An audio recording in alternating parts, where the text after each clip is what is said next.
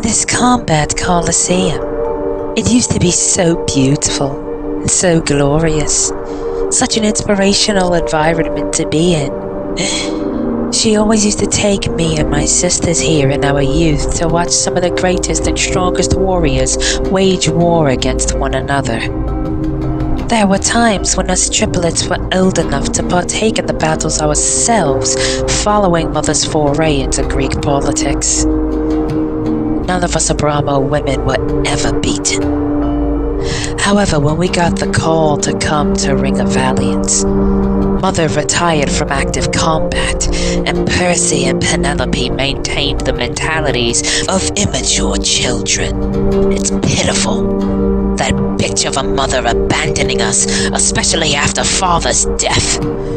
And those petulant childish whores I used to call my sisters getting weaker by the damn day. Fast forward past all the formalities and pleasantries, and I get my beautiful, goddess-like face stomped into thumbtacks. But did those three wenches care for my well-being as I did theirs for my whole life? No. I've been constantly overlooked. Repetitively underappreciated.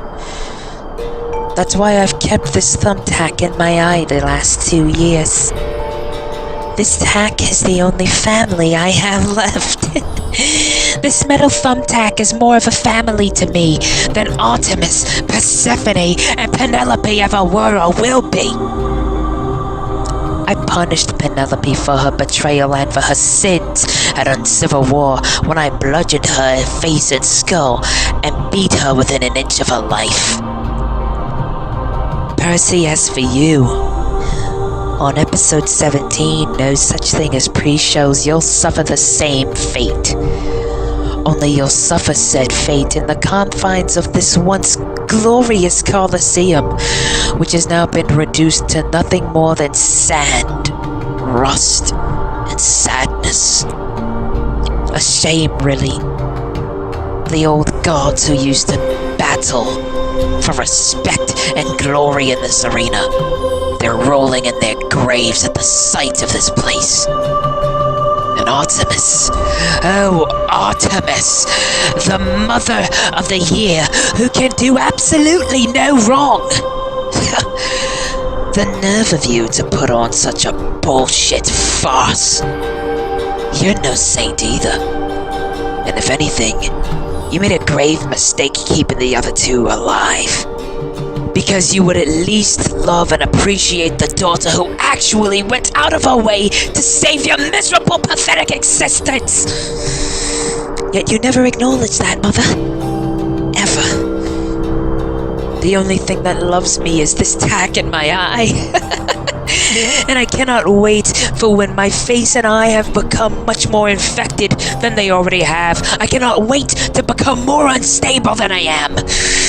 Because my brain has started to feel the effects of this infection that I have in my eye, in my face. I mean, look at me. My face is discolored. My face is a pomegranate red. So mark your days, because they are numbered. I'm going to eradicate you dirty, treacherous nymphos from existence for good. And will do so each time more violent than the last. I'll tell you this. If you thought what I did to Penelope was it, if you thought that was the end, you're gravely, sorely mistaken. That's the tip of the iceberg compared to what you two that are next will experience. My precious thumbtack and I, we will punish you, harlots. And then we shall conquer everything and everyone in sight. All while basking in the glory of all of your celebratory deaths.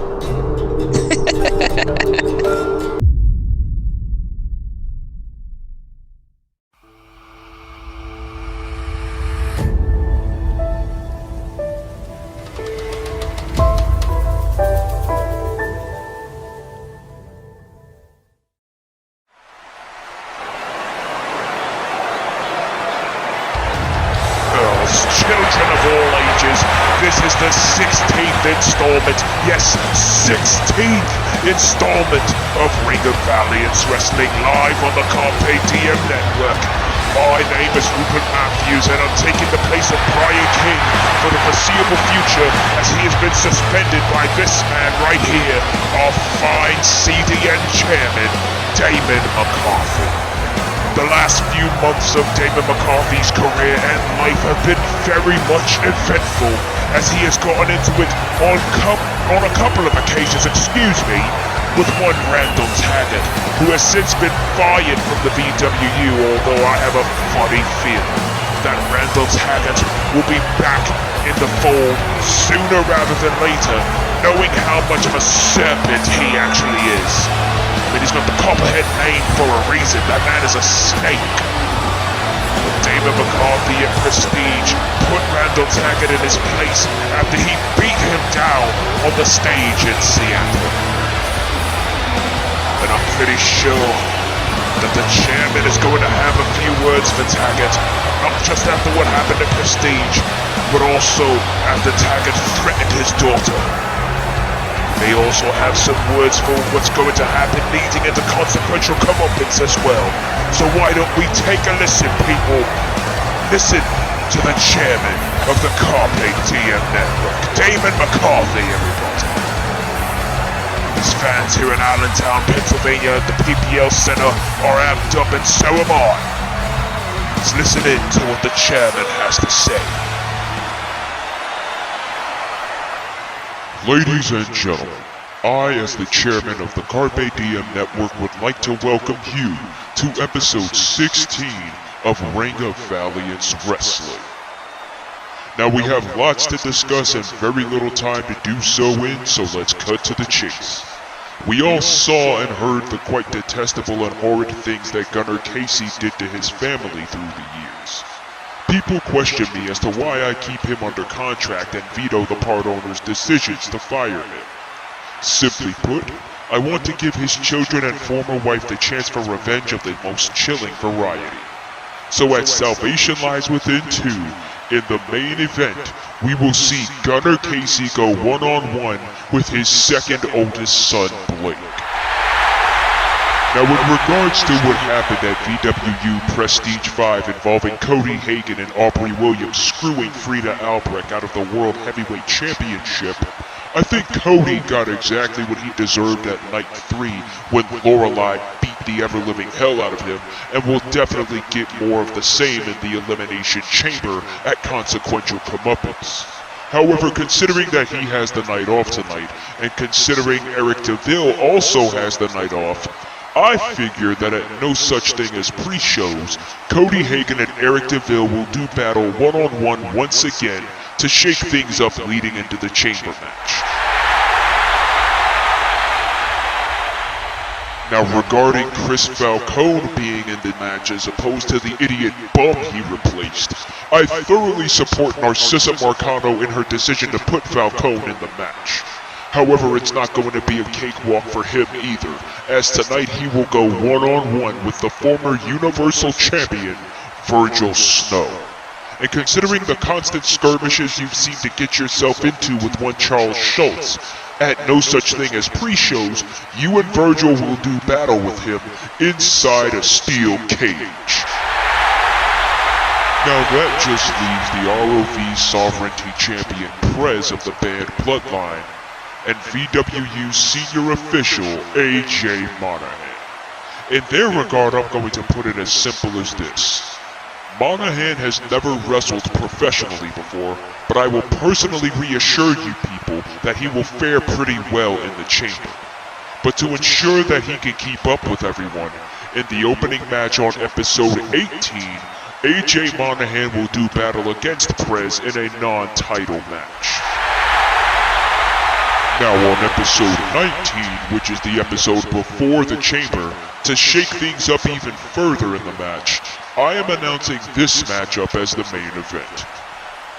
Part owners Eric DeVille and ROV Sovereignty Champion Prez will take on Virgil Snow, part owner Cody Hagan, and Chris Falcone in a handicap match with AJ Monahan as the referee.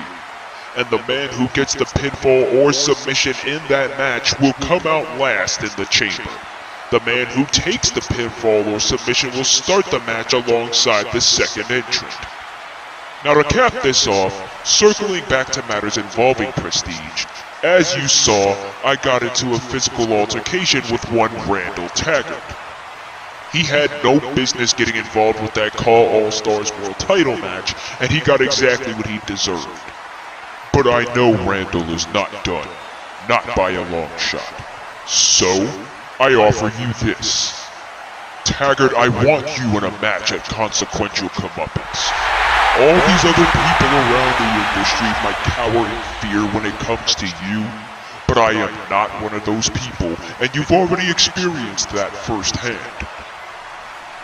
Let's get one thing straight, Randall. I have killed people exactly like you, in every sense of the word. You do not scare me. And I'll see to it that the threat you made towards my daughter will be a lesson that is taught to you in the form of blood. I will humble you, Randall Taggart, and I will put you in your place, not just for the VWU, not just for ROV, not just for the Carpe Diem network, but also for my baby girl. Because nobody threatens my family and lives to tell the tale, not even the Copperhead. When we get to Fresno, I will spare no effort in taking you behind the shed and wearing you out. Now with all of that said, let's get on with the show, everybody. I hope you all sincerely enjoy what you see tonight. Damon McCarthy making his presence known, making his intentions loud and clear towards Randall Taggart. He wants him in a fight at Consequential Comeuppance in Fresno, and I cannot wait to see how that one plays out. But for right now, it is time for our first championship match of the evening. Whoa! A She-Wolves championship match that was made official by Emily McCarthy after the moments that happened at She-Wolves Underground 3 between Tia Schultz and Cody Hale. Wait a minute, the lights have gone out. Come on! These damn Schultzes need to stop blowing up the damn pyro budget. But anyways, Tia Schultz, I believe, she is the sister of Charles Schultz, who recently got into it with James Needham, a fellow countryman, after he dropped him with the Shadows Fall, post losing to Zaya Steele of the Mutiny Mafia for the VWU World title. And the Mafia might be scum, but give them their due. They are damn talented scum. Nevertheless, Tia Schultz making her way to the ring after Cody Hale defeated Samantha Sharp of the Mutiny Mafia on She-Wolves Underground 3. Tia Schultz came from out of the darkness and challenged Cody to a match, to which Cody, behind the scenes, has accepted. Now Cody Hale has obligations to tend to at SWW, and Cody has stated that once she loses the She-Wolves title, it would be her last match at ROV. And if so, if this is her last match, then what a hell of a ride it has been for the Cyberpunk the last few years. Tia Schultz making her way here. This is her first match, her debut match at ROV, and it's for a championship. You don't see too many debut championship matches every day. Listen to these people here in Allentown. They love Tia Schultz. I don't know if they share the same sentiments about her brother, especially after recent events, but nevertheless, it's not about Charles right now. He embraced his heritage once, and now he's re-embracing his hellhound side. And these fans in Allentown are doing nothing except embracing their She-Wolves champion, the Cyberpunk Cody Hale.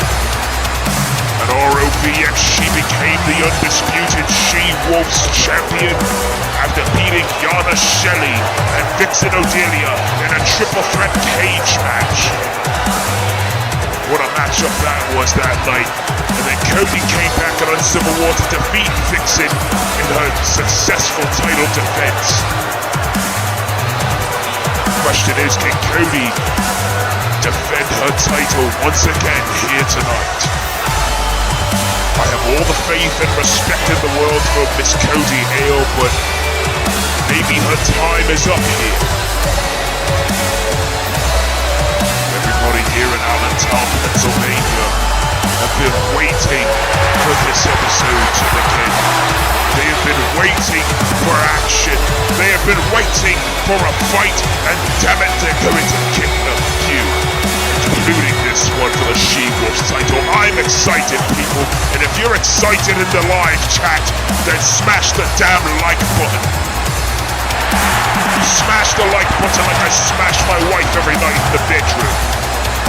Deshawn Walton may like to say this is a family show, but I, Rupert Matthews, beg to differ. One thing you gotta look out for, though, is that Tiger feint kick from Cody and that springboard swanton bomb she likes to call the lightning bomb. Recently, she defeated Sophie at SWW Into the Void. She had a hell of a match at Violent Proposition earlier this year against Bad Amy for their women's title. Cody has been all over the place for the last few years, and what a way to keep that role going that she has. Tia Schultz eyeing Cody, looking around again. This is her debut match here in ROV, and it is for the She-Wolves Championship. Referee Meiko Michinoku here to take the place of Kenji Yamamoto after Kenji was assaulted by Randall Taggart, that bomb. Randall Taggart assaulted our finest Japanese referee, and Cody Hale, as she holds up her title for what could be the last time. Meiko approaching Cody. Could she be looking at that title for one more night? Or will Tia Schultz find a way to wrest it from her grasp? Meiko holding the belt overhead. This is the first of 3 title matches. The tag team titles are on the line in the main event.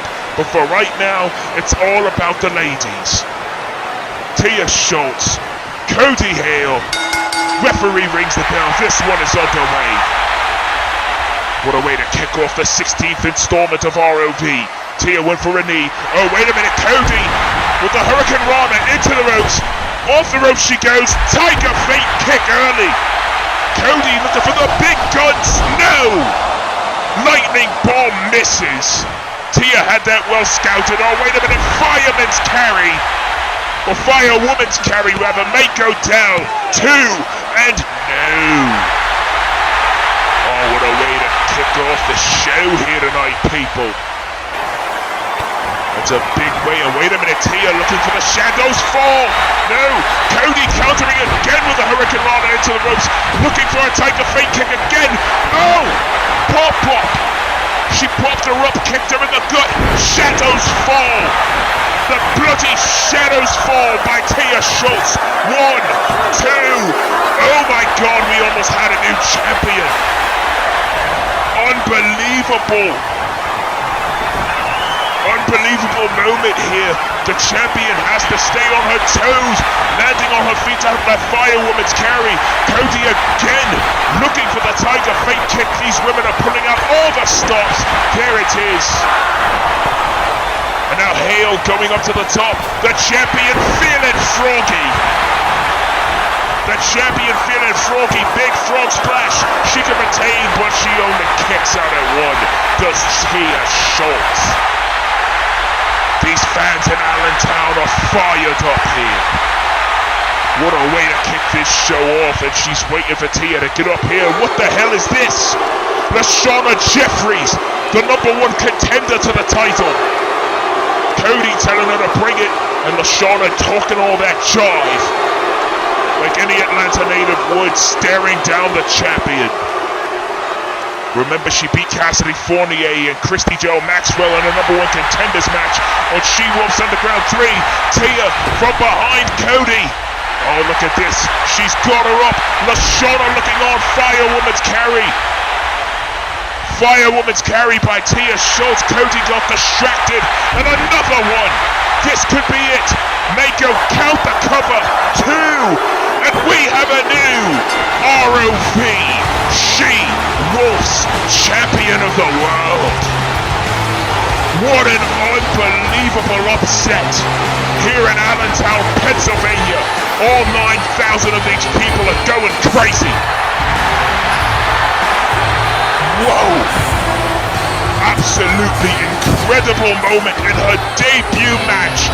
Cody Hale has lost the She-Wolf's title to Tia Schultz in about 3 minutes. Had it not been for Lashana Jeffries, the match probably would have went a little longer.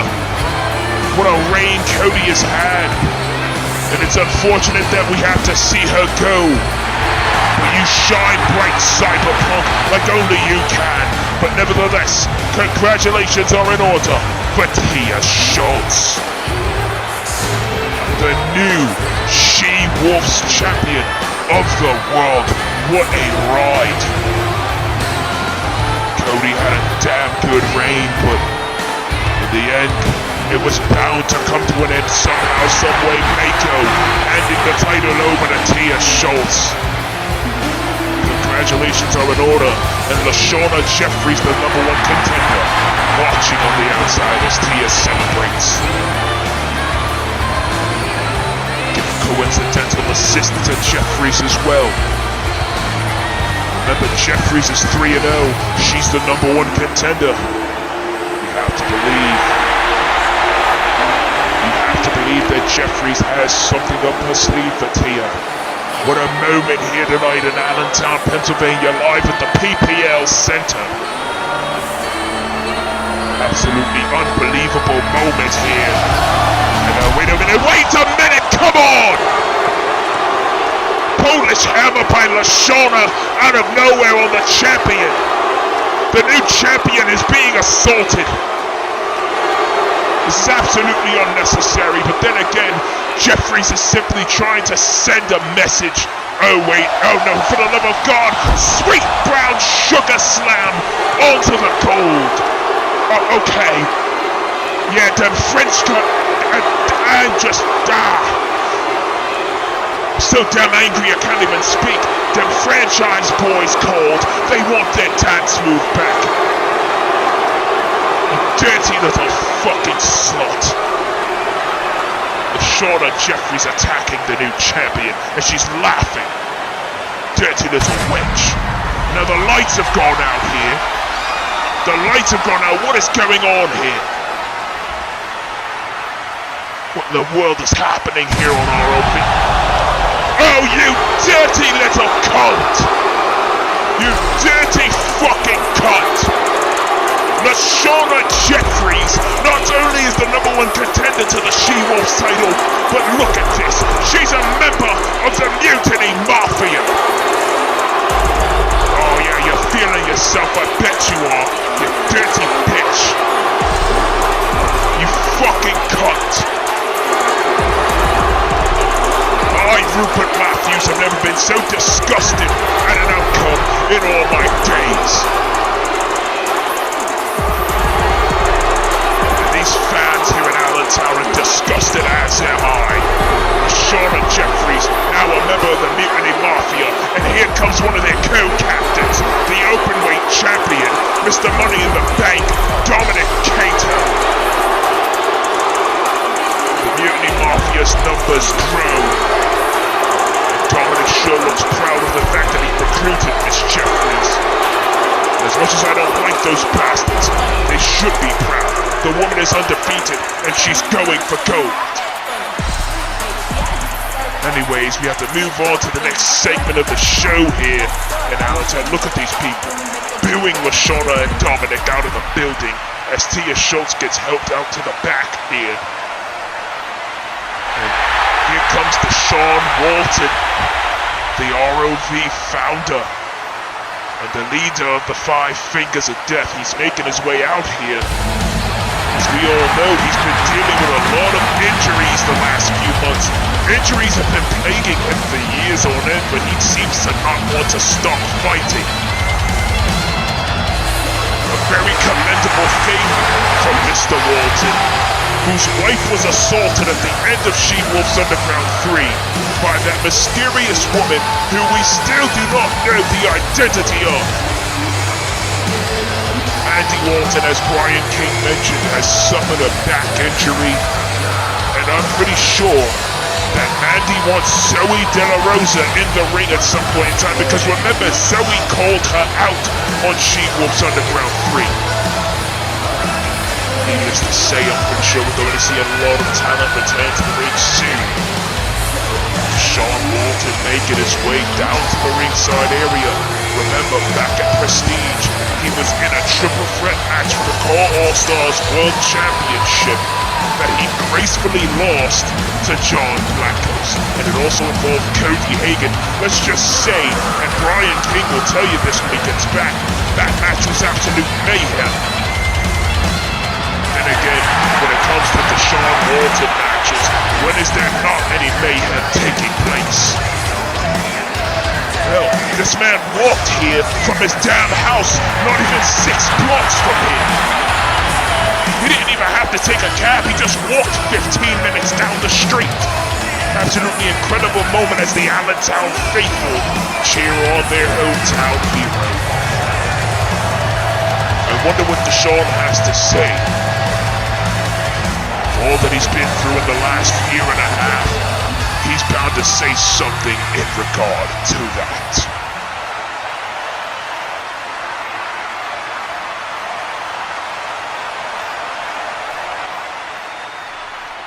They say you learn more from losses than you do from victories. Well, considering that the last year and a half or so for me has been littered with mostly losses in more ways than one, I can honestly say that I've learned a lot. Not about who I lost to, but rather about myself. See, a year ago I was in a mental bind, and to some degree I still am. However, I am much more unshackled now than I was back then. I was also in a bind in other ways as well, in terms of my personal life nearly spiraling out of control, as well as from a business perspective. But considering that now all of that has been to a very high degree handled, I say it's time I get back in gear and start garnering some wins. Now I know I'm in the same group, and I really haven't done much of shit to earn a title shot, but there's a big reason why I asked to be in the main event against the Brothers of Destiny. They are two of the world's best athletes who throw caution to the wind like nobody else. However, I'm standing here partnerless, and considering that Eli is dealing with Lars, and considering Brandon stabbed us both in the back and walked out on Mandy and especially Olga, and considering that punk motherfucker Ryan Riley is still simping over his overly inflated ego-having wife and siphoning methane from her ass after jumping me at Prestige, I guess I'm in need of a new effing partner in the main effing event of this whole effing show. I can only imagine who the powers that be around here are gonna bless me with as my tag partner, so he and I can battle Matt and Chad for the tag team championships.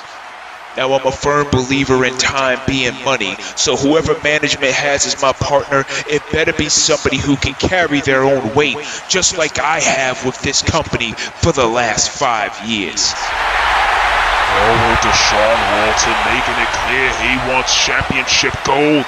He's tired of losing. Wait a minute, I'm here we're gonna hear from the president of the band Bloodline in a few seconds. Oh, Walton. You still exude that same arrogant and demanding attitude that you've always had since your early days. You and I share the same qualities, but I exude those same qualities for the right reasons. That aside, you're not just going to be in the main event tonight, you're also going to be in the main event on episode 17, which is called No Such Thing as Pre-Shows. However, It'll be a 2 out of 3 falls extreme rules match, and if you lose, you are banned from ROV once again, and the man who beats you will become the newest member of the band bloodline. And this time, nobody, not even Damon McCarthy, will be able to save you from this again. As far as who your opponent is next episode, he's a man who, despite being a rookie, can carry his own weight. A man who is, coincidentally enough, married to the vice president of the band bloodline. And a man who is your tag team partner tonight, who is coincidentally standing right behind you. Yo, wait a minute here. A big announcement there by the president of the band bloodline, the sovereignty champion, and Deshawn Walton wants to know who the hell is partner. Oh my god. That is Damian Shelley, the husband of Yana Shelley, the vice president of the band bloodline, who is not only Walton's tag partner tonight, but his opponent in the main event of no such thing as pre-shows, where if Walton loses to Damian, he will be banned from Ring of Valiance again. Walton and Shelley, it seems like they're on the same page here as Walton walks out. Well, we have our main event, folks. It's going to be Shelley and Walton versus Henderson and Rush for the tag team titles later on tonight in this very, very exciting episode.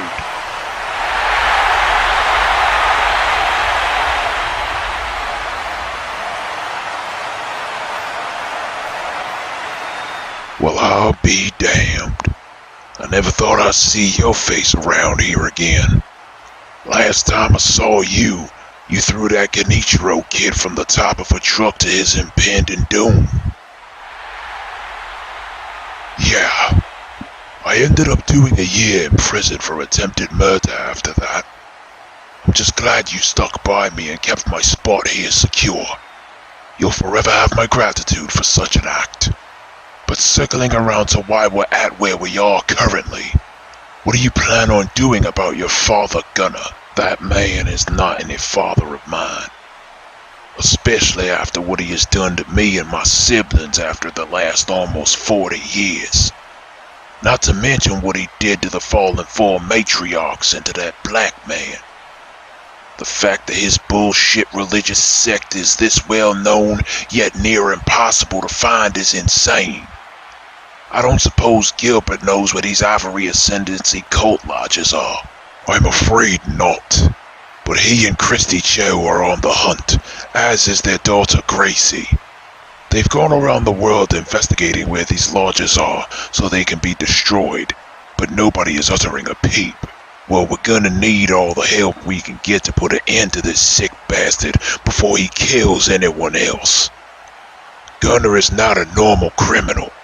Gunnar is a criminal that is of an intelligence level so high that even hackers on the dark web couldn't touch him. So what do you suggest we do to find his main lodge?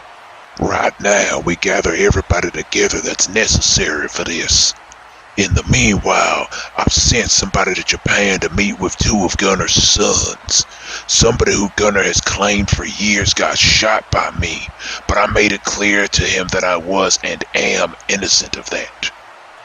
You really think that this guy will help kill Gunnar?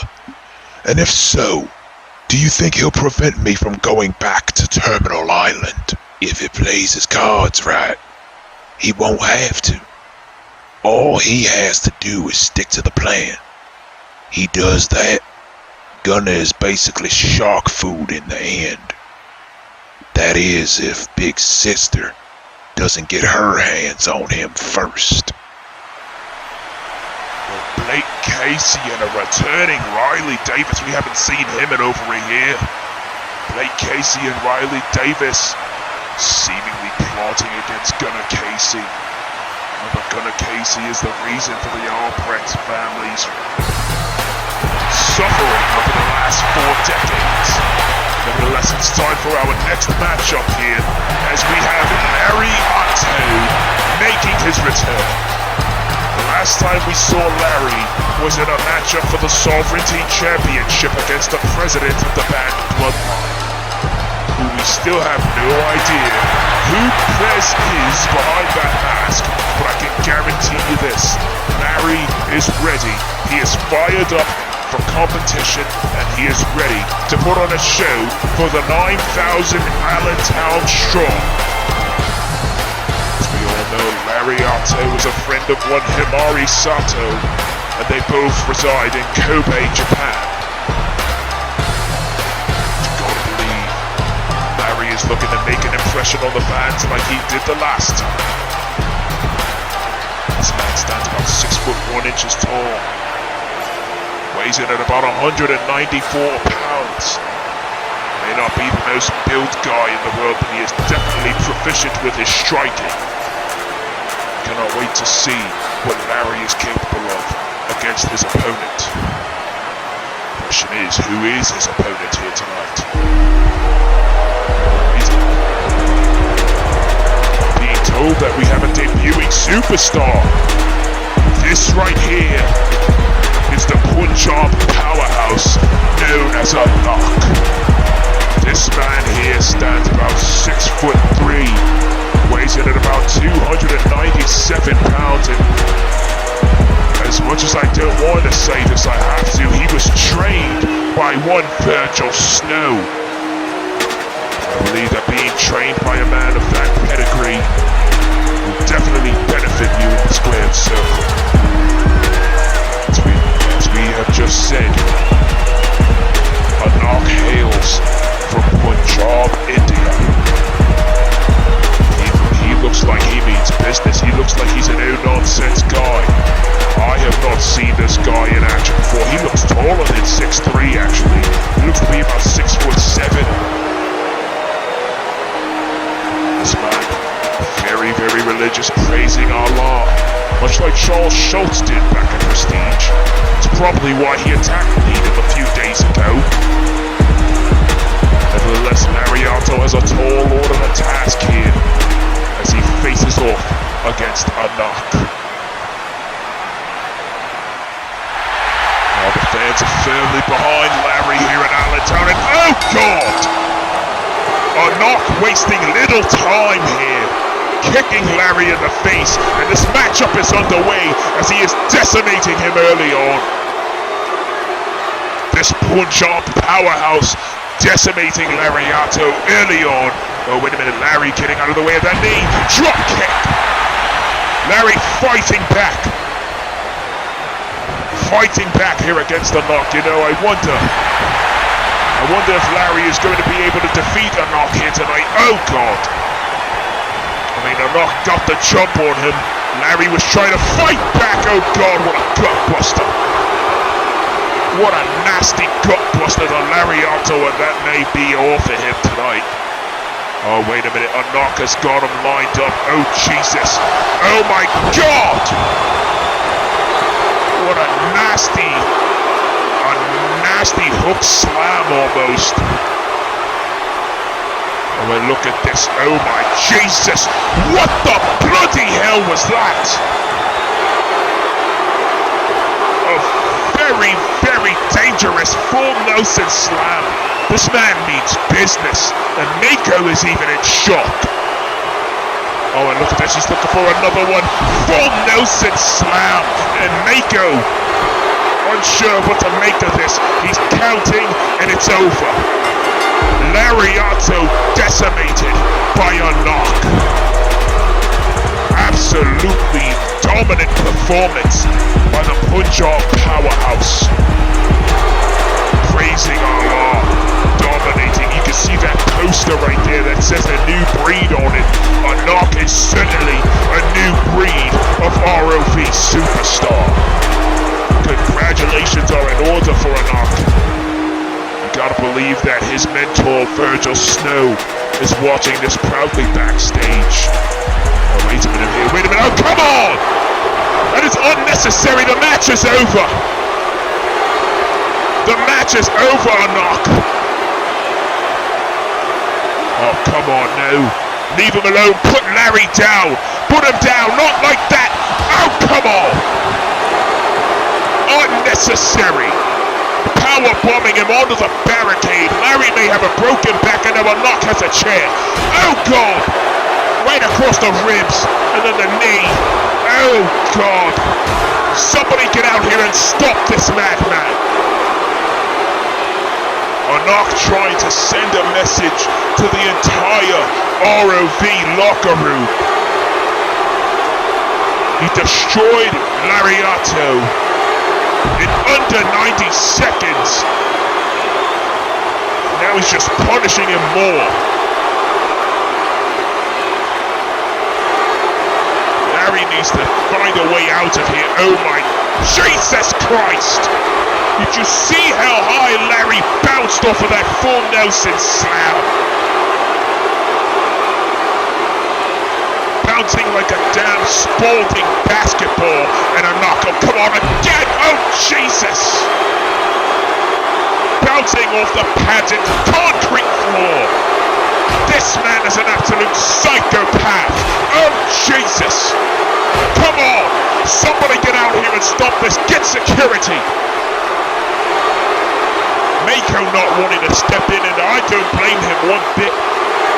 He and Larry may share the same country, but Mako knows better than to get involved in something like this. Oh, what a gutbuster again. I have never seen somebody as dominant and quite frankly as scary as Anok. And these people in Allentown booing him, but he doesn't care. Look at this. Oh, wait a minute. Oh, come on, no.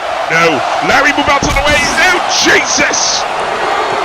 Anok spearing him through the barricade. Anok spearing him through the barricade. Larry may be broken in half. Lariato may be broken in half after that spear through the barricade and those full Nelson slams on the ground. Nevertheless, your winner of this matchup is Anok. We need some medical help out here for Mr. Otto, please. He did not deserve to be attacked like that. These fans are furious.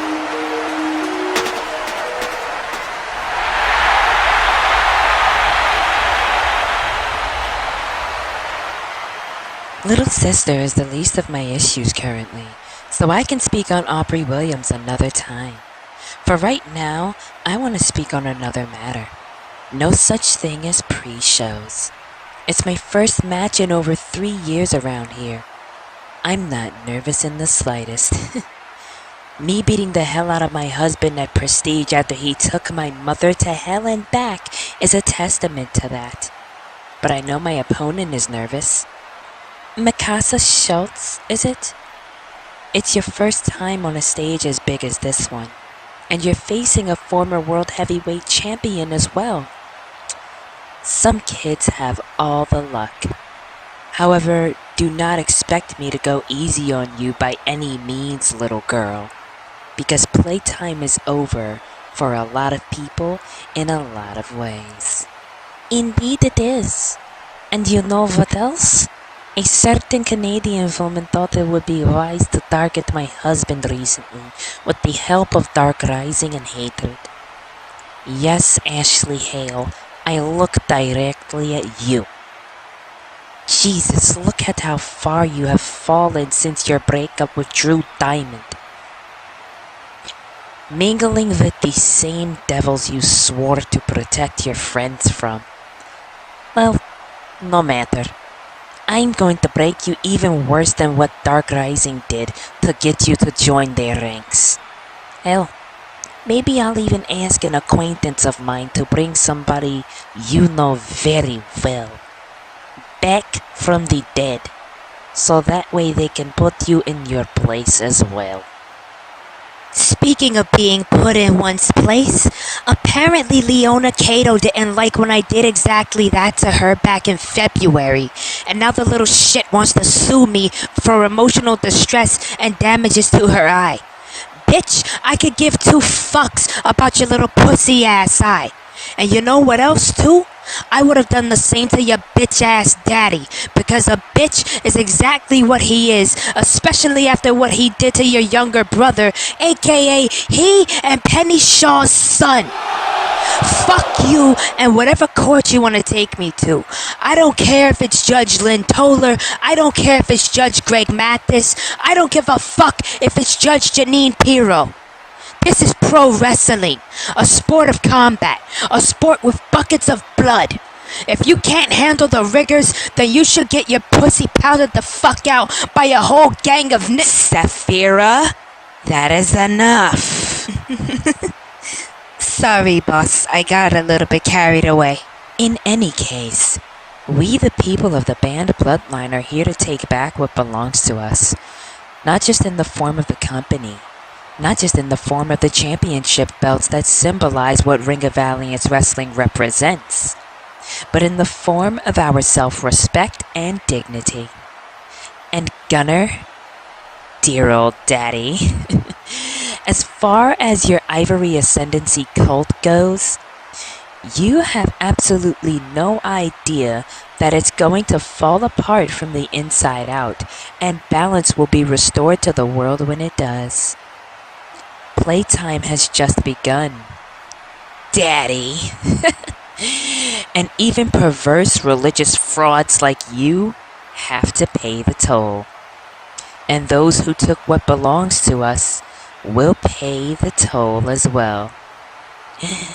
There are no strings on me.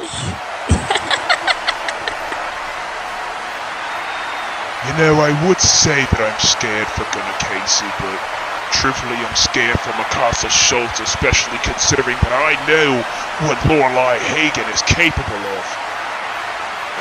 She sent a message loud and clear to her father, Gunnar Casey. But nevertheless, we have to move on to our next matchup of the night. And I am hyped up and psyched up for... Wait a minute. I'm being told that there's something going on in the backstage area. Oh, come on! What the bloody hell? Jeremiah Ferguson jumping Drew Diamond. What the hell is this? Come on! Absolutely unnecessary attack by a Mafia scumbag again. Jeremiah Ferguson and Drew Diamond have problems dating back to last year's Prestige. Oh, for the love of God. Come on. Jeremiah Ferguson, a man who's supposed to be a man of God, he's jumping Drew Diamond for no damn reason. The verdict on the floor. Absolutely unnecessary attack by Jeremiah Ferguson on Drew Diamond. We need some help back there for Drew. The man is a freaking broadcaster, for Christ's sake. He did nothing wrong to you. Anyways, we gotta move on to our next matchup. Absolutely insane and unnecessary attack by Jeremiah Ferguson of the Mutiny Mafia. Piece of crap. Anyways, Royo Solomon, the heirloom champion, coming out here to the ring. He won that championship from Donnie Octave back at Uncivil War in what was an incredible matchup. Donnie has said that although he does not like Deshawn Walton, he and Walton had words recently, and they have seemingly patched things up after drama in outside companies swirled around those two. Donnie and Royo had an amazing match, and Walton saved Octave from a Donnie Vermont attack. Donnie Vermont has not been seen since. This is a non-title match that Royo is competing in, but I firmly believe that he's ready to defend that championship anytime, anywhere, against anybody. The question is, who's this first defense going to be against? This man is 6'2" tall, weighs in excess of 300 pounds. This man is built like a brick shithouse, and he'll beat the shit out of anybody who stands in his way. That Heirloom Championship sure looks good on him. 300 pounds of Samoan savagery. All over the industry, he's friends with one Hank Williams, who we have not seen since on Civil War. Hopefully we see Hank again real soon, because that man knows how to get it done, oh boy. Circling back to Deshawn Walton. This piece of garbage, this cunt, jumped him after the All-Stars World title match. These fans are booing him at Allentown. Nuclear hate for the so-called bad boy, Ryan Riley. Listen to these people. Co-leader, Punk's not dead. Jumped Deshawn Walton not once, but twice in the last 2 months. The second time with his co-leader, Trey Jeter, who recently at CWS Halloween Havoc lost a match after jumping one of the one percenters backstage. Ryan Riley, as we all know, is a former Universal Champion around here, or 16 new Supers, but we won't talk about that. And he's also a former NXW World Heavyweight Champion, much like Deshawn Walton. Matter of fact, Walton is the one who beat this man for the title 4 years ago. He then sold the world title to Yana Shelley prior to Uncivil War. And then Yana sold it back to him before NXW's biggest live event of the year. Ryan is no longer the world champion in NXW, to my knowledge. He's looking to make an impact. Ryan Riley looking to make an impact once more. Here in Ring of Valiance Wrestling, the last time he was in action was against Tom Doyle on episode 13 for the Universal title. Solomon versus Riley. Here we go, the bell is rung. Mako is getting his money's worth tonight. On Royo. Royo flipping him the bird. Collar and elbow tie up. This is a straight up horse fight. This is going to be. Again, we here at Ring of Valiance are definitely known for our international flavor. Ryan is part Puerto Rican, part Trinidadian. And Royo is of course of Polynesian descent. So you gotta believe the international flavor and the intensity of both of those ethnicities are going to come into play in this one. Riley wrenching the arm here. Champion Solomon, top wrist lock, wrenching the arm. Ryan Riley is of course married to his wife Triss, who is the daughter of Virgil Snow. Gotta believe that Thanksgiving dinner at their house is going to be a rocket buster for sure. Oh, and Ryan getting cocky and takes a clothesline from Royo. Oh, and look at this. Oh my God, what a senton. That's 300 pounds coming down onto your ribs. Not once, not twice. I thought he was going to go for a third one. Royo, he's competed in places such as SWWO. Went for that corner tackle, but Ryan countered. Oh, Ryan with those heavy right hands. Oh, and oh, Mako goes down. Royo like a runaway freight train, but oh my Lord, what power. Oh, and he's flexing. He's flexing, as the kids like to say. The champion flexing on Ryan. Flexing for the crowd. Mako is okay, thank God. Not one suplex, but two. The heirloom champion dominant in the opening moments. Oh, what a liver shot. Liver shot. Royo with these stiff rights and lefts to Ryan, and he gets taken to a knee. Oh, and again a belly-to-belly suplex this time now. I believe Royo has been watching a certain Saskatchewan native's tapes. Taking Ryan to Suplex City, went for that tackle in the corner again. Countered. Ryan with a forearm and a clothesline from the back, Northern Lariat. Jesus, marking Royo's flexing and dropping the elbow. One. No. It's going to take a lot more than an elbow to take down Royo Solomon. He's one of the toughest men in this business. Oh, and again, mocking the man. Dropping the elbow once more. One. No, again he kicks out at one. There was one point in time where Ryan Riley was Blake Casey's disciple. But my, how the years have changed both of those men. Royo, oh my god, look at the power of Riley! Incredible German suplex of his own. Oh, and look at this. Oh my bloody god! Both of these men are freakishly strong. They're freaks of nature. Again, Ryan is the co-leader of Punk's Not Dead. You know, you gotta believe that Ryan... Oh, come on, enough with the flexing already. And that time he didn't go for the cover, this time he knew better. You know, Ryan Riley is one of the best wrestlers in the world, but the fact that he had to attack Deshawn Walton months after they killed a bitch together is beyond me. And you know, speaking of that, why the hell have those two men not been arrested? Somebody please tell me. Matter of fact, I'm a police officer, you know. You're lucky I'm off duty tonight. And Ryan, oh, knee face buster. Oh, and he grabs Royo and drops him with the final cut. Final cut by Ryan may go down, and he only gets the count two as this match continues.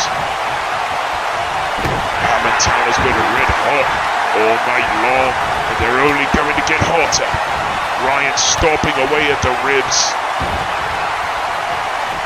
Royo Solomon. Oh, he's got that arm locked in pretty tight here. Look at this, another knee drop right to the back.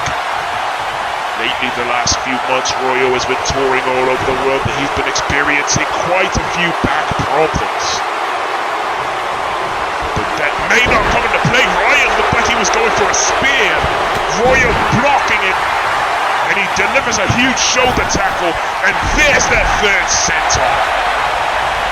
Oh, look at this, he's going for another one. That is 300 plus pounds coming down onto your ribs. Oh, look at this. You don't see submission moves like this out of Royo Solomon very often. Oh, Ryan using his leg strength to get out. Oh, speaking of strength, look at the strength of Solomon. Oh my god. Oh, there's the back.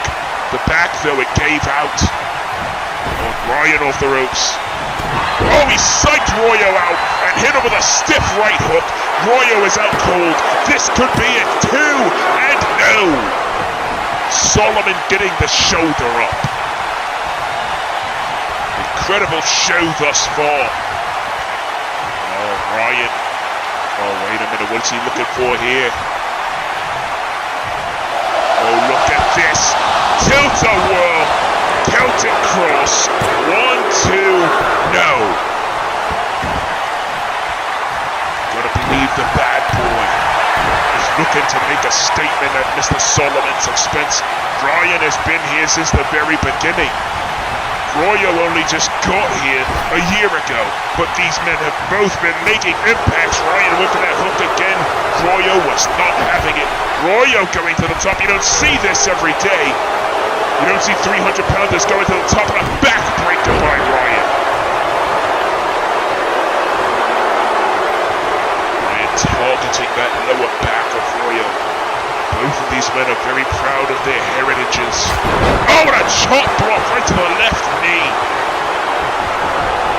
Chop block right to the left knee of Royo Solomon. Oh! He went for another one, but got caught with a DDT. But you gotta believe that left knee has taken damage. Royo now getting back on the offensive here. Oh, wait a minute. Oh, bloody hell, what a suplex. And now he's stomping away at Riley. Stomping away at him. Get Magnificent on the phone. He's lucky he's not stomping him in his nutsack. Oh, man, and Royo, my man, you're gonna have to stop with the taunting and keep on your man here. Royo throwing Ryan into the corner. Went for that shoulder tackle again, and Ryan again countering. Oh, wait a minute. Oh, Jesus. Oh, my Lord. Look at the power. Buckle ball. Down goes the champion, and that back coming into play. And look at that triangle choke. Beautiful transition here by Riley, who has been doing some MMA training the last few years. A very beautiful transition out of the buckle ball into that triangle choke, which Royo gets out of easy. Royo off the ropes. Shoulder tackle again. You thought Royo's first match here at ROV against Donnie Octave was special. You're seeing something even more special here with Ryan Riley, who gets kicked out of the ring. His head might be in the third row.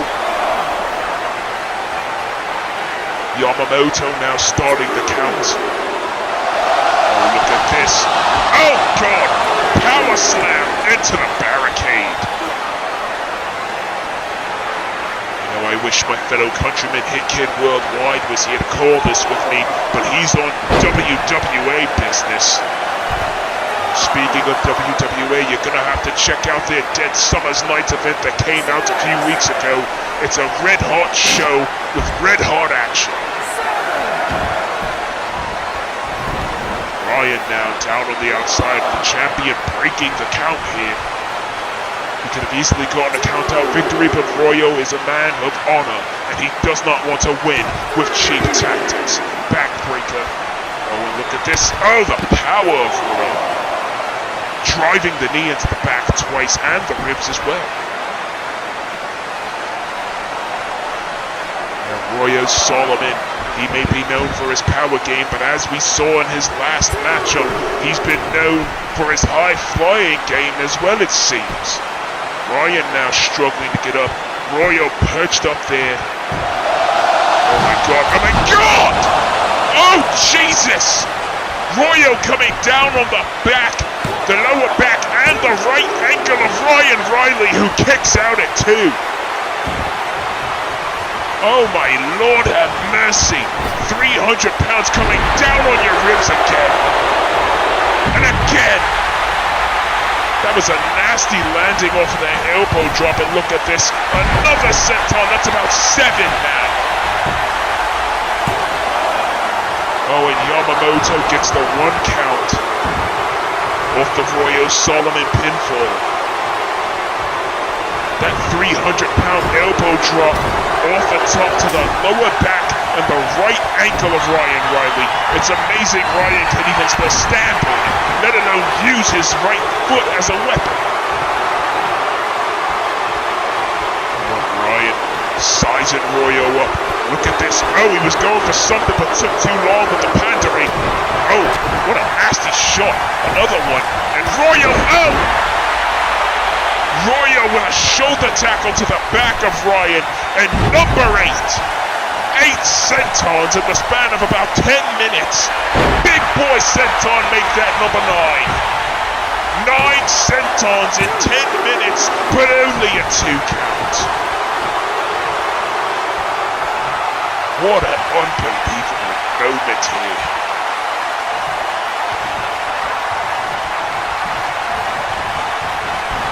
Royo throwing Ryan off the ropes. This is an incredible matchup. Royo with the agility. Went for the Liger kick. Ryan sidestepped him in a Northern Lariat. Oh God! The whiplash of Royo's head off the ropes there. Off of that Northern Lariat, and Ryan, the cocky, arrogant bastard he is. Yeah, Yamamoto, excuse me, Michinoku may go. Michinoku may want to move out of the way. Oh, again, flexing. Elbow drop. 1. 2, no, only a 1 count again. Royo Solomon is not the type of man who gives up easily. Remember, again, he's been in very, very high-profile matches. Oh, Jesus! Almost like a Dominator DDT, if you could call it that. Michinoku down, only a 2 count. Ryan getting frustrated here. He doesn't want to lose focus. He doesn't want to get frustrated, otherwise it's going to cost him. come on, enough with the cocky, arrogant attitude, you son of a bitch. I'm gonna cradle shock. Cradle shock by Ryan Riley to Royo Solomon, who kicks out at 2. The heirloom champion will not stay down for anybody. Ryan calling his card, lining Royo up for something. It's been an incredible horse battle thus far, although Royo hasn't been wrestling like a horse. He went for that chop block and he got it. He went for that chop block, blocked the first one, did Royo Solomon, but that second one got him off the turnaround. And now Ryan targeting the legs. Very, very technically sound wrestler is Ryan Riley. A man his size shouldn't be technically sound, but he defies all laws of physics. And Royo is locked in this hold. I keep on wanting to say Yamamoto, but that is Meiko Michinoku, who is taking Kenji Yamamoto's place here tonight. He was asking Royo if he wanted to give up. Royo, you saw there, limping as he started to stand. Oh my God! European uppercut, and he's flexing again. Showing Mr. Riley how it's done. You show him, Royo. You show him, my friend. Oh, shoulder tackle. And another one. Oh, and look at this. Spinning powerbomb. And Royo Solomon. Look at this. His 10th senton. And look at this. This man is taking him to Senton City. Forget the suplexes. The sentons are Royo's forte. Royo telling Ryan to get up. These fans are hyped up here. Ryan got the better of whatever Royo was trying to go for. With the boot, Royo counters. And you've got to believe that the rest of the roster is watching this match, because at some point in time, one of these two men is going to have to face somebody on the roster. Royo now getting distracted by the fans, getting kicked in the face, and he gets shot blocked again. Royo Solomon getting shot blocked again. And now Ryan going back to that triangle choke armbar. Michinoku asking Royo if he wants to give up again. That's about the 4th submission that's been applied on him. 2nd triangle choke, 2nd escape. Solomon is as tough as nails, but so too is Ryan Riley. I mean, hell, Ryan Riley was trained by one of the toughest men in this business in the form of Stigma, who's been going through his own issues in FAM with Cameron Bash and that whole crew.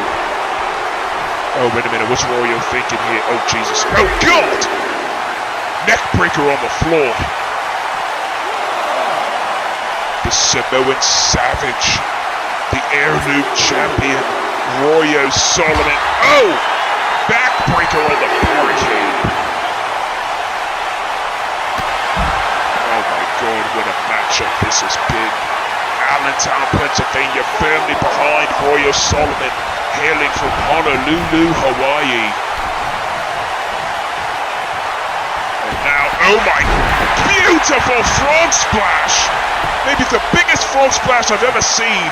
Oh, but Royo, again, that back coming into play. Remember, Ryan's been targeting it for the majority of this matchup. Oh, but Royo going to fight through the pain, and he's going to put Ryan through pain as well. Look at this arm hooked torture rack. He is torturing Ryan with this submission, and now it's Ryan's turn. Ryan's turn to feel the pain. Oh, he's tightly locked in this submission. Will he give up? Will he tap out to Royo Solomon? Oh, wait a minute. Elbows right to the head. Elbows right to the side of the head with a stiff clothesline. Okay. Yeah, sure. You might have played defensive tackle at San Juan State, but that's no excuse to mock Royo. Lining him up for something here. European uppercut. Now Ryan Riley back in firm control for a suplex. Oh! Dropping Royo right on his face. Royo now in dire straits. He's going to have to figure out a way to get out of this predicament here. Ryan lining him up again. Thumbs up, thumbs down. Yeah, we know. Oh, come on. Okay, Mr. Riley. Real funny. Mocking the man, and he takes the referee down. And Royo catching him, and that's what he gets. And now Royo looking for another senton. Oh, number 12. Number 12, ladies and gentlemen. Or is that 13? I don't know. I've lost count on how many sentons has been done in this match. Uranagi slam by Ryan Riley. That could do it. And no. What a beautiful, admittedly beautiful counter by the Punk's Not Dead co-leader, Ryan Riley. And you have to believe that Ryan's wife, Triss, is watching backstage as she prepares for her matchup later on tonight against Phoebe Abromo. Royo now up on the second rope. Persephone has had some words for Triss in the locker room. Oh, spear! Spear off the second turnbuckle by the champion. Oh, but he only gets a 2 count. That was close. That was the closest fall of this matchup thus far. That Samoan heritage is coming into play here. Polynesian powerhouse Royo Solomon now putting Ryan in the tree of woe. Okay, see that right there is entertaining. Knee to the ribs, telling Ryan to suck it. Now the champion done playing games. He wants to finish this. Michinoku needs to move out of the way before he gets knocked over again. He's already been knocked down twice in this match alone. And now Ryan throwing him to the ropes. Oh, what is he doing? Oh my god. This is where the power of Riley comes into play. He did the deal. Falcon arrow from the outside to the inside. The champion is down 2 and no. Unbelievable. The power, the speed, the agility, the intensity of both of these men. Ryan drops down. Oh, look at this. German suplex into the bridge. Beautiful bridge by Ryan. You don't see that every day. It could be over here, but no. You do not see bridges out of Ryan Riley every day, but right there you saw it. Oh, and now Ryan with a few shots to Royo. Those stiff rights and lefts. Oh, and of course, the fucking bloody arrogance of this miserable cunt. This miserable, arrogant cunt, Ryan Riley, who has Royo up. Oh! Dropping him down with the face buster. Okay, you fake-ass Brian Urlacher. I know he was a bear, but even still, even these Allentown fans, there's some Philly and Pittsburgh fans in here, and now Ryan's got Royo in a submission again. Will Royo tap out here? Will the heirloom champion lose in his second match here in Ring of Valiance Wrestling? With an arm trap crossface, a knee to the back of the head and a punch to the face. Royo Solomon went for the shoulder tackle. This time Ryan countered. Oh, wait a minute, he's got him up. Oh my god. Oh Jesus, Black Ice! Paying homage to his father-in-law. We're taking shots at Penny Shaw with the Harlem Night, whatever you want to call it, but it was not enough either way. Ryan Riley could not put Royo Solomon away with the Black Ice. And Ryan's thinking of something here. He's trying to do whatever it takes to put Royo away, but it doesn't seem like it's enough as he misses the elbow. Oh my god, oh my god, oh! I mean, oh! Beautiful agility and showmanship from Solomon with his 13th senton of the night. And look at these shots, these stiff shots by Solomon. Those rights and lefts and clotheslines him out of the ring. this has been an absolute fight, a dog fight between these two powerhouses. As Royo puts Ryan back in the ring. You know, Mako's definitely getting his money's worth. He's definitely getting a workout tonight. And I'm being told that we're going to be hearing from AJ Monahan on episode 16.5. Big sent on again. Ryan may have broken ribs at this rate. He's had 300 pounds come crashing down on his ribs almost 15 times in this matchup.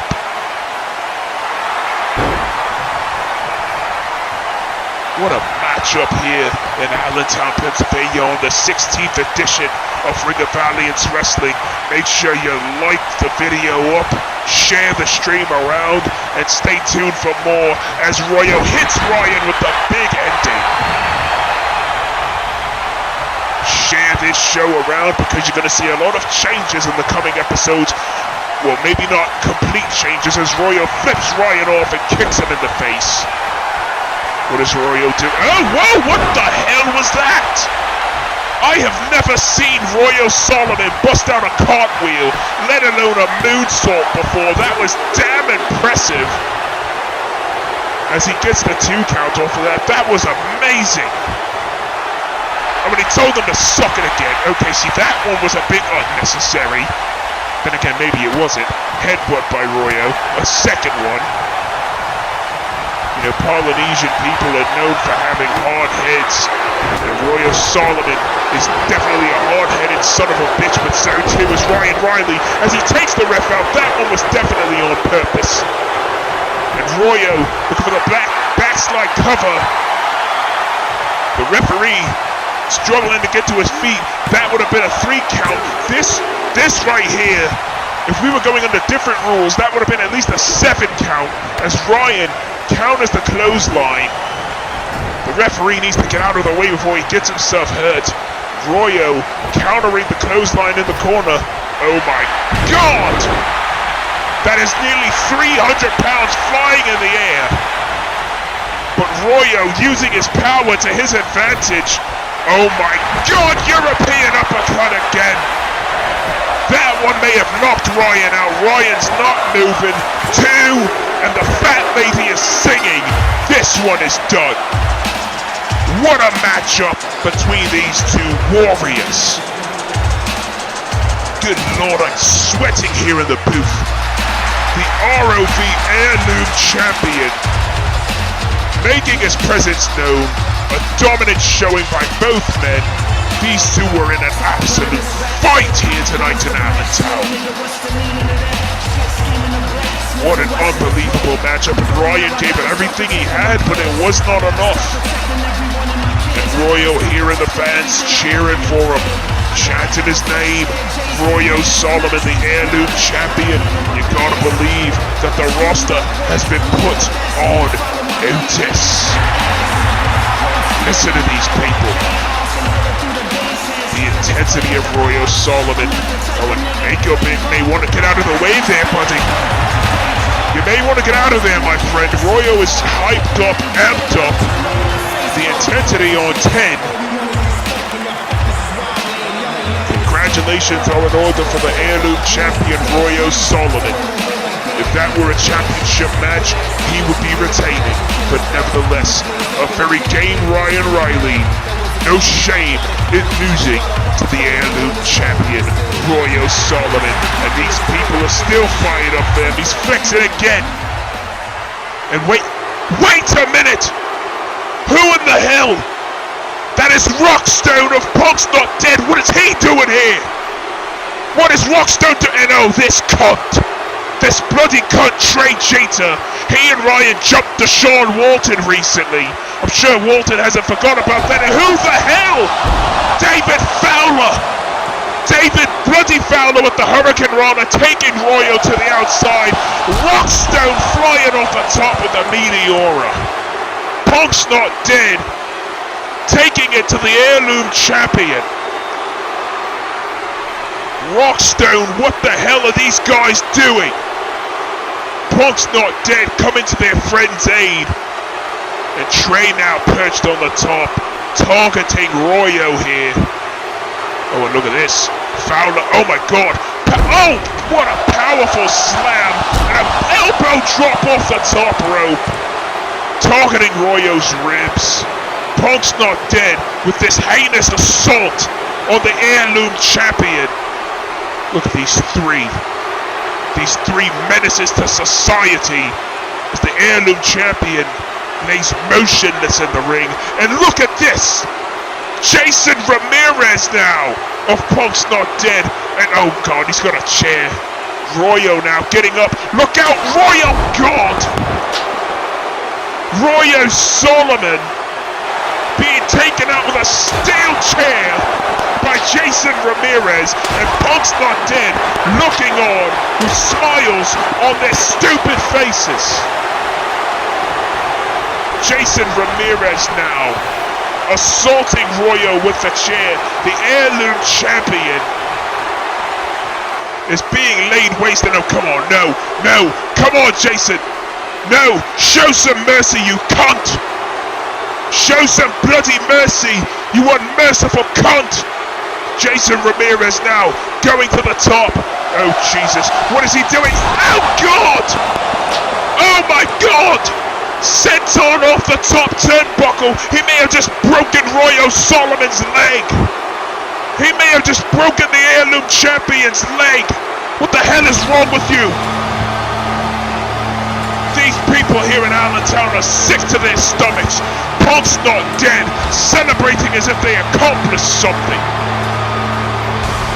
A new faction has put the roster on notice.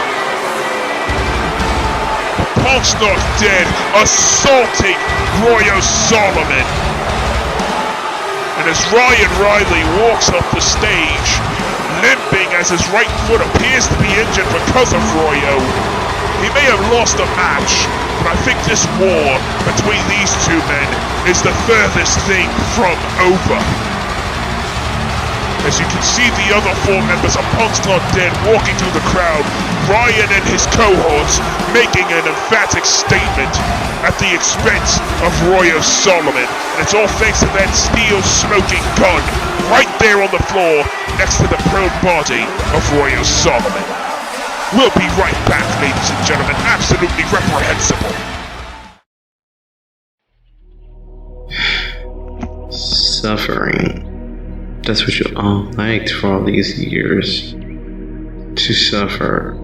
To feel pain. To be mangled and burned. To have your eye ripped out. To have your innocence robbed from you prematurely. You enjoyed being sick. You enjoyed being locked in the asylum.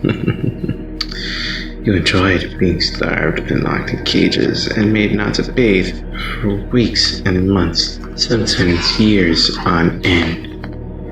You enjoyed being beaten within an inch of your life. And now, in this day and age, you all enjoy the trauma you feel whenever you think of your father and uncle. And so too did those four wretched whores, and that filthy monkey. My true children helped me burn, shoot, kill, and hang from a tree before placed, oh so comfortably placed, in a sulfuric acid bath. They think of me in the afterlife. They love what we did to them. To all of you. You all just won't accept that it felt good to be loved, properly cared for, with suffering, punishment, and torture by a godly and truly holy zealot like myself. I mean, rape, pillaging, those are such very strong terms. But not completely off the mark. In fact, it's actually a perfect description of what you kids and your mothers all enjoyed, but wouldn't accept with open arms. Just like that disgusting dark monkey that Anna laid with before I eradicated them both from this world. There is no saving the world from the ivory ascendancy.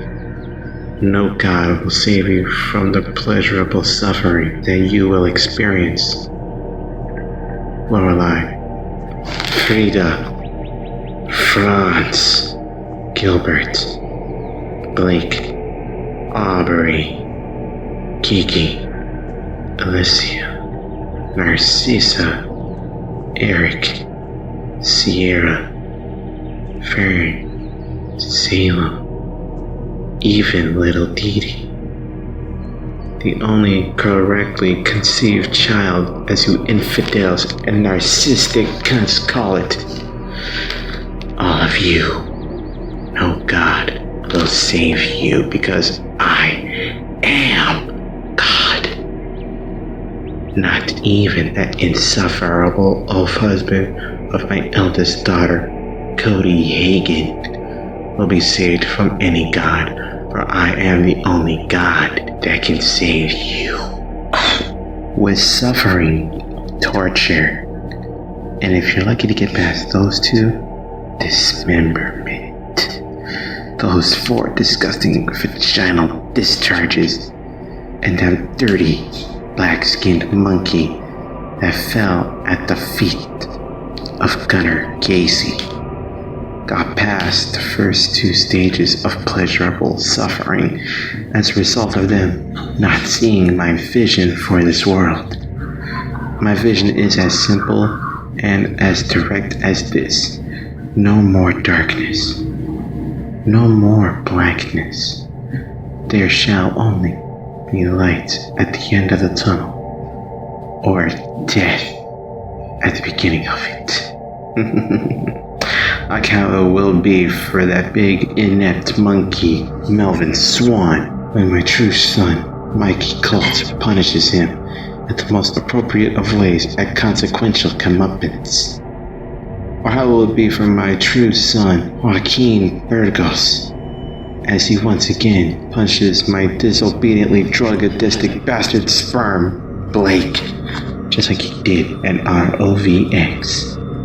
That's only assuming that Blake can get to him first, which I wasn't sure that he doesn't. I heard what David McCarthy said earlier about how Blake and I put the main event at Salvation Alliance within 2, and how he wants my family to be exact vengeance on me.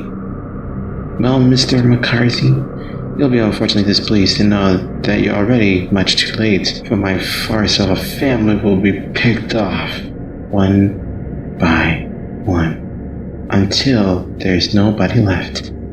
I have saved countless people from the darkness, including the one that was almost killed under your watch. And she'll be by my side sooner than you think. And as far as my oh sweet baby girl Lorelei goes, you say you're ready for my playtime. Prove it to me the next time you and I cross paths, because it's way too long since I've seen my baby girl's face. Be forewarned, my princess. Or the next time you see me, your face comes off. And so too does your head.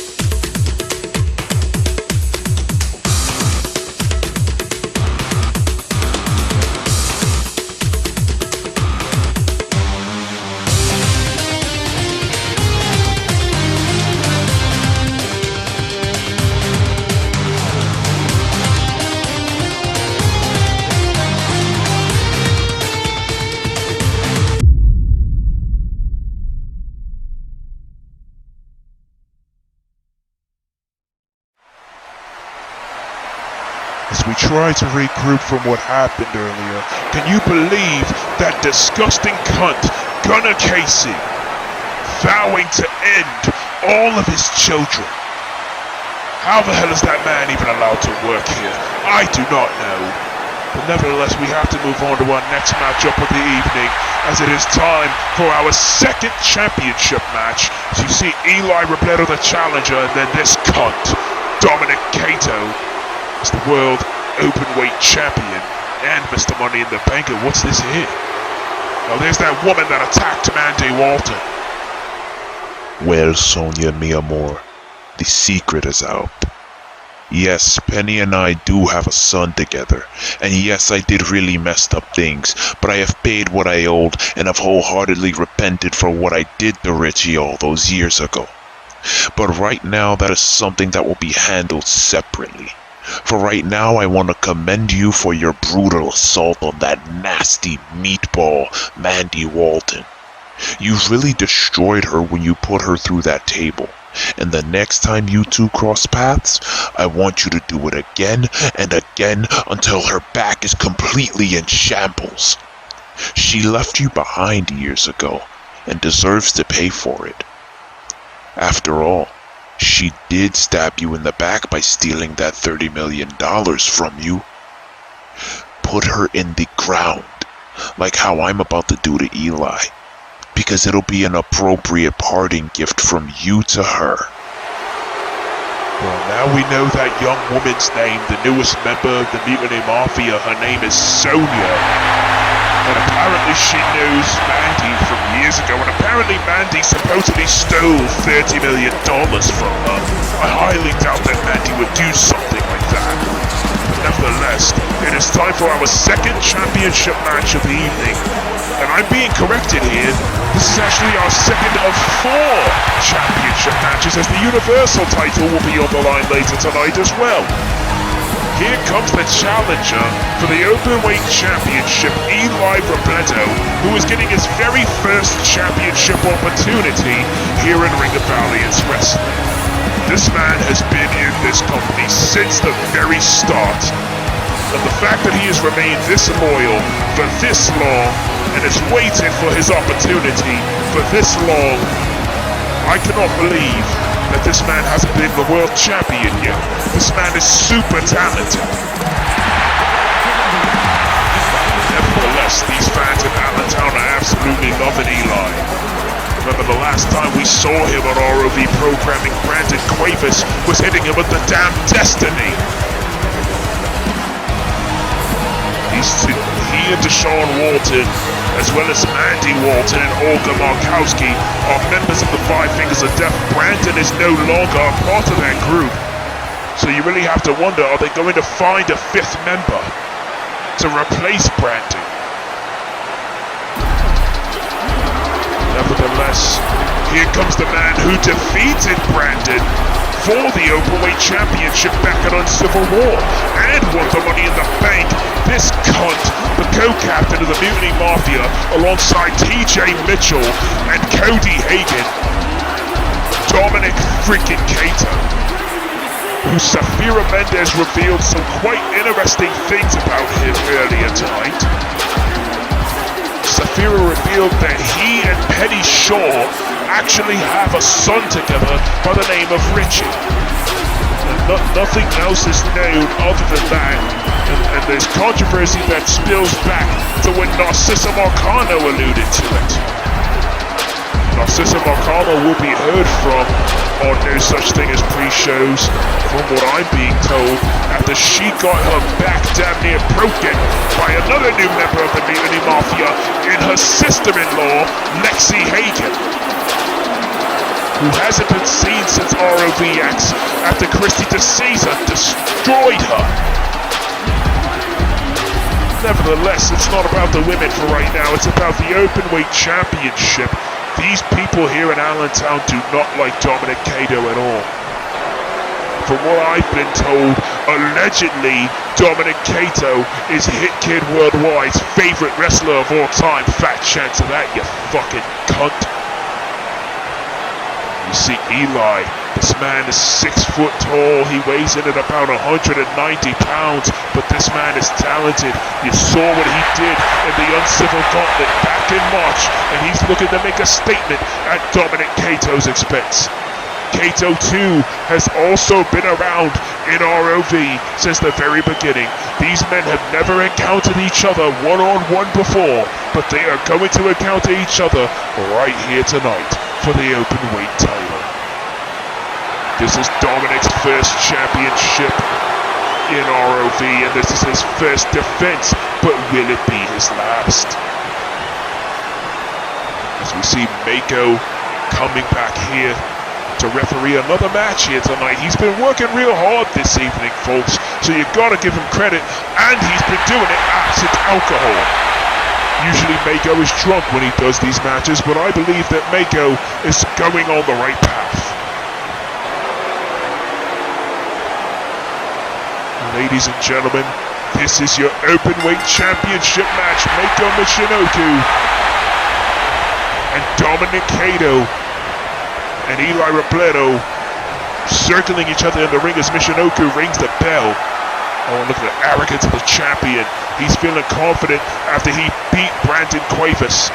Brandon has suffered 4 losses in the last year, and the last loss that he took was against, of all people, Rob Van Dam, and that's what caused Brandon to snap. Speaking of snapping, Eli almost snapped Dominic's arm there. He might do it here. Arm wrench here. Kato countering into a high wrist lock. And you see Kato has the height, power, and weight advantage over Rbleto. And from what I'm being told here in my notes, apparently Eli Rbleto is dating Emily McCarthy, who is the daughter of the chairman of the Carpe Diem network. And from what I've been told, Damon is not too keen on Eli dating his daughter. So you're going to have to really impress the chairman here tonight, Eli, if you're going to want to date Emily. Oh! Counter out of the corner here by Kato, scooping a slam. Dominic, oh God! Stomp on the face, and now Dominic, the ruthless dog he is. Dominic is a ruthless dog, a ruthless savage. Speaking of savages, he's had his fair share of run-ins with Jamal Bedlam. With a suplex and Eli counters.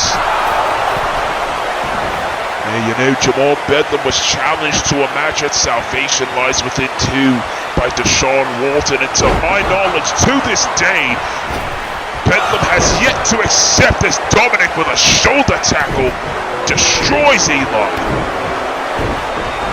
I've been told that Jamal is indeed in the building tonight. Remember, Dominic Kato hit Bedlam with the skull-crushing finale to win the Money in the Bank back at Uncivil War. And again, to this day, Dominic Kato is still pissed off at Deshawn Walton for stealing the Money in the Bank from him back at Uncivil War, back at Buckle Up, excuse me. And that was over 3 years ago. What is Kato doing here? Reverse Alabama slam, dropping Eli on his face. And now hitting... He's just firing on all cylinders here. I'm so damn excited here tonight. I'm unable to speak. A Boston crowd locked in here. Only in Pennsylvania will you see something like this. But Eli using his leg strength to get out. What an absolute crazy night this has been. We have a new She-Wolf champion in the form of Tia Schultz. Eli may need a new jaw after getting socked in the face by Dominic. Now Dominic, look at the power of this man, just toying with Eli, walking around the ring with him, and he wasted time, and that's what he gets. It's one of Dominic's biggest issues. He wastes time. And look at this. Oh! Perhaps I spoke a little bit too soon. Belly to belly suplex, and now Dominic now with the bare hand punching Eli in the head. Dominic Kato has rubbed a lot of people over the years the wrong way. Oh my God, what is he doing? Oh God! Dominic Kato may have just broken Eli Rbleto in half. The challenger is hurt. The challenger is badly hurt here as Dominic Kato has him up on his shoulders. Oh Jesus, what is he thinking? What is he thinking here? Walking him over to the post, power bombing him onto the floor. Yeah, remember this man, Dominic Kato, kicked Mandy Walton in the face at ROVX. Oh, but boy did she get him back at Prestige. And she said, and I quote, "You take hits like a fucking bitch." Yeah, you gotta believe though, after what happened at Prestige, and after what happened at She-Wolf's Underground 3, which took place prior to Prestige, you can bet your ass that Mandy Walton is looking for revenge on not just Kato, but also that woman Sonya, who apparently Dominic called his love in Spanish. It appears that those two are an item. Gut-wrench powerbomb and a rock roundhouse kick. Again, if I stumble over my words, I'm sorry. Us announcers are known for that around here. Oh God! Curve stomping him into the mat. Remember, Eli Rbledo's biggest victory to this day is a win over Virgil Snow. Oh my God. Power slam by Dominic. You gotta believe that Virgil has not forgotten about that. Just like Dominic hasn't forgotten about his loss to Virgil on episode 14. What a night this has been. Dominic now, look at that power bomb. Look at this arrogant bastard. You know, I can see why Hitkit doesn't like this guy, even though many people think that Dominic is his favorite wrestler, as Eli counters the TK toe, springboard senton onto the legs. Oh, and a double axe handle. Eli doing anything he can to keep Kato off of his feet.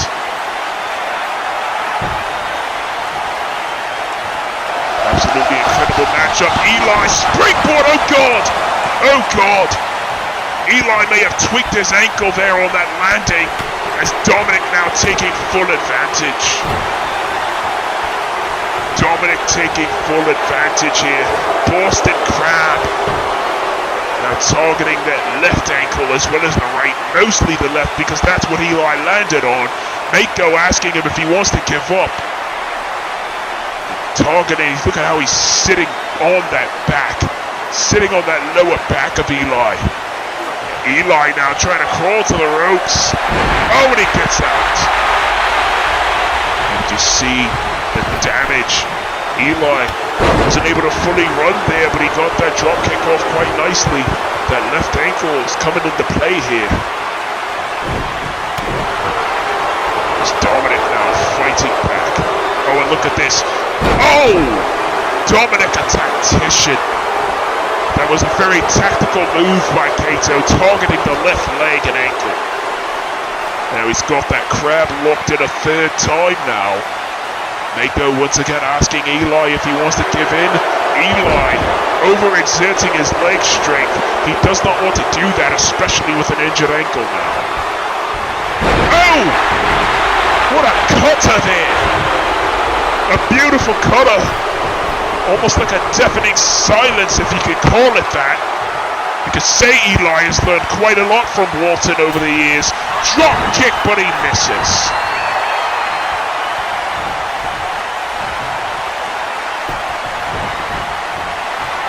Absolutely incredible matchup as Dominic Kato, oh my God, stomps his face into the mat again. And Dominic showing off. And look at this. Dominic is trying to hurt Eli. For Dominic, this isn't about competition. For Dominic, this isn't about defending the title. He simply wants to hurt Eli by any means necessary. I'm pretty sure Emily McCarthy is somewhere watching backstage. Another shoulder tackle for the champion, and Eli may be hurt. That shoulder may have caught him right in the heart area, and Dominic, oh come on, leave the man alone. Mako asking if Eli wants to give up. Eli said no, and Dominic rushing him. Now pounding away on poor Eli Rbleto. The man can't even defend himself. You fucking cunt. You dirty fucking cunt. But you're gonna do whatever you can to defend your championship. I understand that. But even still, that was not necessary. Eli moving out of the way of that knee. Snap man. Eli, oh! Working through the pain, that adrenaline is kicking in. Absolutely incredible. Speaking of which, CCL Adrenaline, I'm sure is coming out with a new episode sooner rather than later, as their last lap event is coming soon. And Eli Rbleto is fired up. Eli Rbleto is absolutely fired up. We've already seen one new champion crowned tonight. Will we see another? Dominic says no. Dominic going up to the top. Eli knocking him down. Oh, and look at this. Eli DDT. Dominic may have a concussion. We could have a new champion here. 2 and no. Dominic Kato. Dominic Kato, ladies and gentlemen, kicking out but barely, and now Eli lining him up for something here. Oh, and look at that beautiful tornado DDT. DDT by Eli Rbleto, and he's fired up. A headbutt, a second headbutt, and a chop. Sure, our loving brother Eddie Mack is watching down, smiling at that chop. As Dominic now bludgeoning Eli, and he's going back to the crab. If it ain't broke, don't fix it. And it's taking quite the toll on Eli's left ankle. Eli trying to find his way to the ropes here. He's trying to find his way to the ropes, but Dominic sits back down. Oh! He manages to get out, but how much more leg strength does Eli have, especially in that left leg? Knocking Dominic down to the floor. The openweight champion is in trouble. Eli looking for something. Oh! Do a bloody barrel roll, Rbleto. Allentown, Pennsylvania is on their feet. If we had a cruiserweight division, I'm willing to bet Eli would be their top champion. Now Eli on the apron. They go at a count of 4 here. Eli, whoa! Oh God! Arabian press moonsault, and he isn't even Arabian, unlike Charles Schultz, but that's besides the point. Unbelievable maneuver by Rbleto, who breaks the count. Can't win it on a count out or disqualification. Remember, Kato has a 50-pound weight advantage over Rbleto, but you can bet Rbleto has been doing some strength training. Look at this. Oh, but the back went out. That Boston Crab took its toll on Eli. That Boston Crab took its toll on him, and Dominic with a suplex. Kato shockingly breaking the count. He could have retained the championship off of that. Maybe he has some kind of a different strategy. Dominic. Oh God, what a nasty kick right to the side of the head. It's been a while since I've called one of these ROV shows. I'm very thankful that Mr. McCarthy has brought me back. Again, Brian King has been suspended after his intake of cocaine and tequila at the Fandom Takeover Mexico show a while back. Sit-out powerbomb by Kato. Bloody hell, what a matchup this is. The intensity of Dominic Kato, who's locked in 4 Boston Crabs and has been slamming Eli all over the place, and his back is giving way again. Eli is hurting here. Oh, come on! You son of a bitch! You dirty fucking cunt! That is not necessary! Let the man gain his bearings, why don't you? Oh, and Dominic went for a stinger splash. Eli, small package. We can have a new champion. Get down there, make up on a rope break. Dominic knowing where he was. The cunning of Dominic Kato. I may not like him, but he has intelligent and incredible cunning as he brings Eli in the hard way with a nasty suplex. Dominic, look for the key to TK toe attack, perhaps no. And for the belly, Eli counters. So exciting. This matchup is so exciting. What a suplex by Rbleto of the 5 fingers of death. The 5 versus the Mafia here. The co-captain, the Money in the Bank, one of the openweight champion, is in trouble. Eli begging him to get up here. And went for the forearm, but Dominic swatting him out of the sky. And Dominic now has got him up. Look at this. Oh! Fireman's carry. Okay, taking shots at Tia Schultz from earlier. Dominic Kato, 2 fireman's carries, taking shots at Tia Schultz. 2, and no. You gotta believe Charles is backstage somewhere, seething at that. Oh, but now he's lining him up here for what appears to be the TK toe. Eli countering again in a double stomp to the ribs. Double stomp to the ribs of Dominic Kato. Eli up on the top turnbuckle, telling Dominic to get up. Mako looking on. What an openweight championship match this has been. Went for the crossbody. Eli gets caught. Look at the power of the openweight champion. The Money in the Bank winner. One leg and a suplex. Dominic Kato proving why he's the champ in the first place. And wait a minute, what is going on here? We got a savage in the house. It's Jamal Bedlam.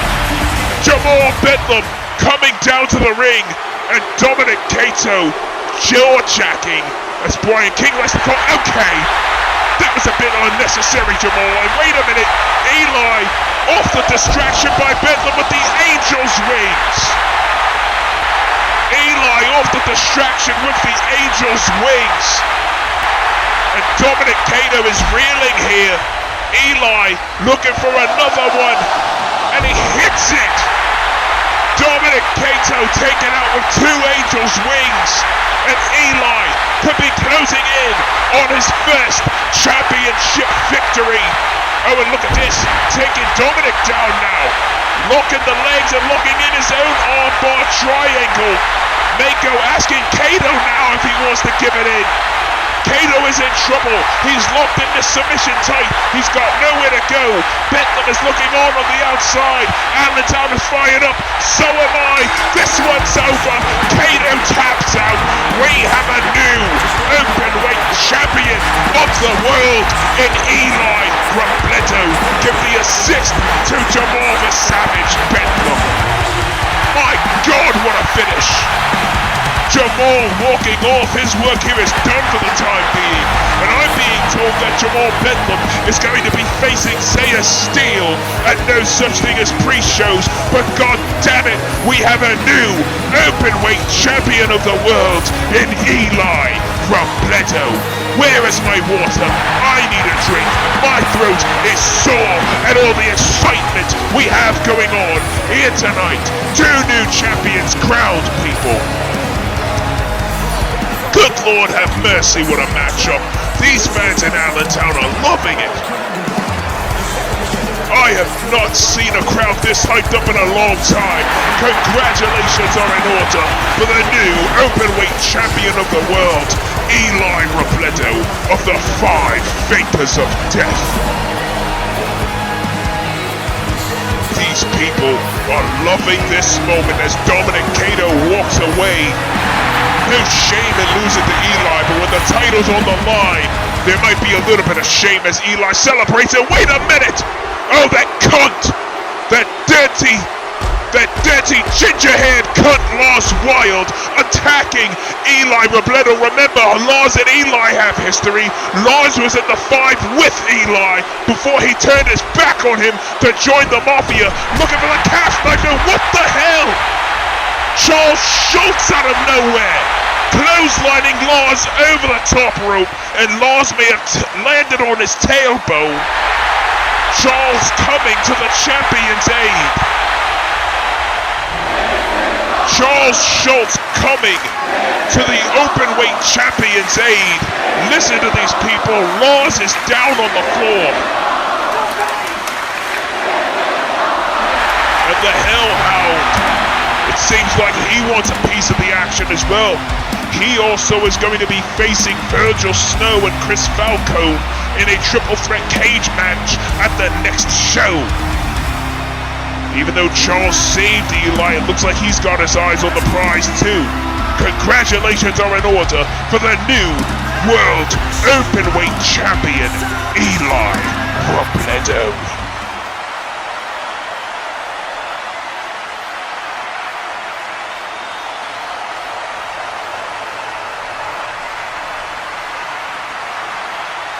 Look, kid, I don't know who you are.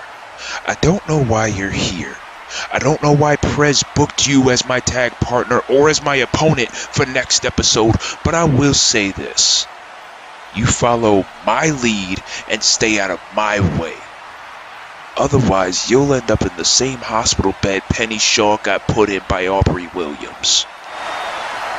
Well, Deshawn Walton telling his tag team partner, you better follow what I say, follow my lead and stay out of my way, or you're gonna end up getting hurt. Walton's not the type of guy to break his promises like that. Those two will be facing the Brothers of Destiny from the tag team titles Ladies and tonight. gentlemen, boys and girls, children of all ages, boys, girls, not my them girls and my beauties in between. Okay, now I gotta get something on my chest. Tonight, the people will witness me, Christopher Aloysius Falcone III, put the basket of a beatdown on Virgil Snow, just like how the people in beautiful Fresno, California, will like controversial comeuppance will witness me become the brand new part owner.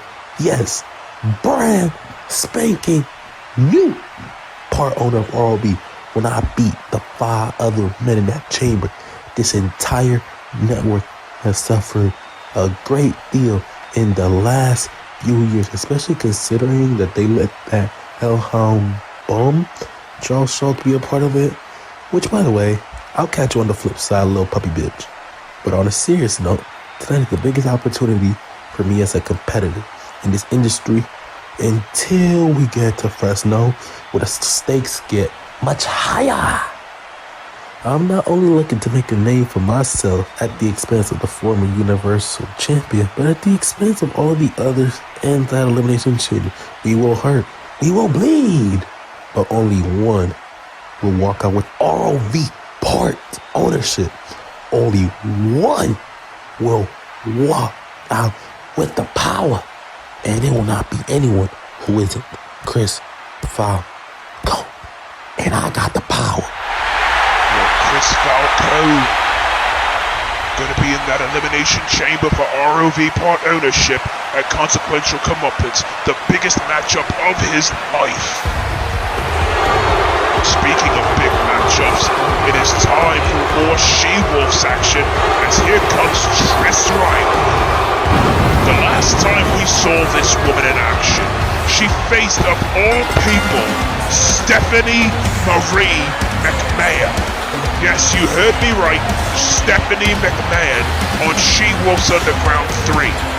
This woman here destroys Shantae Sparks in her debut, to the point where Shantae has only wrestled once since that night, and that was at Uncivil War when she beat Honey C, and then ended up suffering more of a back injury. Speaking of Shantae, I feel like she's going to be appearing soon to talk about this lawsuit Leona Kato has placed on Safira Mendez after being unsafe with her back in February. But nevertheless, Trish Riley making her first ever official appearance on the main Ring of Valiance show. She's already had 2 matches and she's 2-0. She's looking to make it 3 at the expense of the eldest Abromo triplet daughter, Persephone Abromo.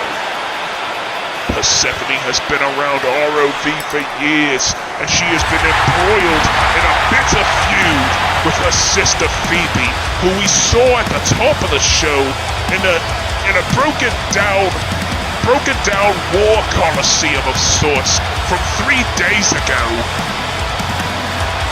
promising that she is going to put her sisters and mother in early graves. Persephone has been on quite the interesting ride here in ROV. The last time she was in action, she defeated Christy DeCesar and then ended up getting knocked out because of it. Remember, back at Uncivil War, her sisters Penelope and Phoebe, went at it in a match where Phoebe lost by disqualification after spearing AJ Monahan damn near out of his shoes, and then she bludgeoned Penelope half to death with an iron gauntlet. Mako ringing the bell. This one is on the way. Trish Riley, Persephone Abromo.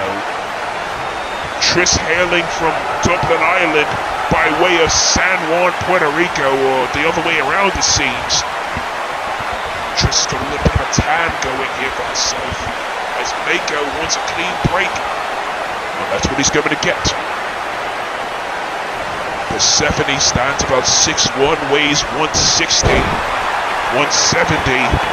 Trish stands about 6'3", weighs about the same, so not much difference between these two women. And Persephone has said that she is going to give Trish a very, very tough battle. Oh, look at the agility of Persephone, she's known for that. Oh, went for the drop kick, Trish sidestepping and went for the pump kick. Oh, spinning heel kick by Abromo. Riley's down, she could suffer her first defeat here. Only a 2 count. Oh, and Mako, you may want to get out of the way. You thought Ryan Riley was intense. Trish Riley is more intense than him. And keep in mind as well, Trish has been somewhat embroiled in an interesting situation with Lady Prez at the band Bloodline. Reverse DDT by Persephone Abromo. 2 and no. Remember, back at that Horizon special a few months ago, Blake Casey came out to encounter his former disciple. A nice neck breaker there by Persephone. Blake Casey came out to encounter his former disciple Ryan Riley, and then Trish Riley came out to distract Blake, but then Lady Prez interestingly came out and distracted Trish, and then a huge stare down happened, and then on She-Wolf's Underground 3, another stare down happened between the two after Trish defeated Stephanie McMahon. You really have to wonder what the backstory is here. We don't know who these masked people are in the band Bloodline. The only identity in the Bloodline we know is the United States Champion, Jacob Baker. And Lorelai, Yana, and Saphira, but that is beside the point. Trish dominating Persephone now, by the way. You gotta believe the band Bloodline is looking all over the place, keeping their eye out for the Mafia, and now for Punk's Not Dead as well. And I'm also being told that Trish's protege, Jen Richards, is watching backstage. Jen is 2-0 in this company as well. She beat Safira Mendez, and she beat Brandon Cuevas in a death match of all things. Congratulations are in order for her. Oh, a nasty knee right to the head. Persephone Abromo, like I said, she's been embroiled in a bitter feud with her sister Phoebe. And the fact that her mother and her other sister Penelope have to be involved in this mess is absolutely sad. You know, still to this day, Phoebe has not taken that thumbtack out of her eye, and it's been 2 goddamn years since that thumbtack was lodged in there. Nice moonsault and a second one by Persephone.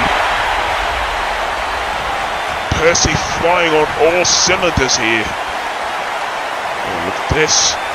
The 6'1" Athens native. Oh! Big suplex. You gotta believe that Phoebe, her psychotic self, is somewhere watching her eldest triplet sister go to work here on Triss Riley.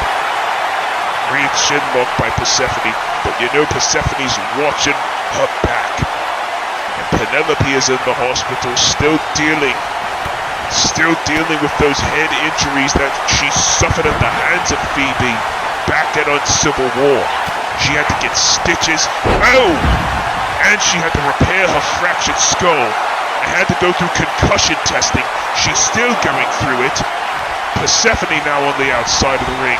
Triss off the ropes. What is she doing? Oh my God! A springboard tornillo dive by Triss Riley. The woman is 6'3". You don't see many people who are 6'3" jumping off the top rope like that. But when you do, it's damn impressive. And oh, driving her back first into the post. Unbelievable. Oh, wait a minute now. Triss has her up. Oh my God! Throwing her ribs first right into the post. Mako at a count of 7. Triss breaks the count.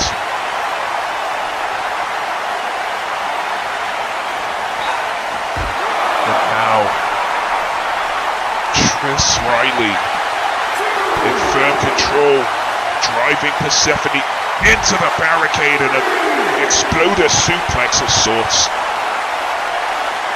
It's been a red hot night all night, and still to come we have the Universal and Tag Team Championships on the line. Sterling defends against Salem Sinister, and the Brothers of Destiny defend against the most unlikely team I have ever seen around here in Damian Shelley and Deshawn Walton. And you heard what Walton said earlier. Damian needs to stay out of the way and follow his lead.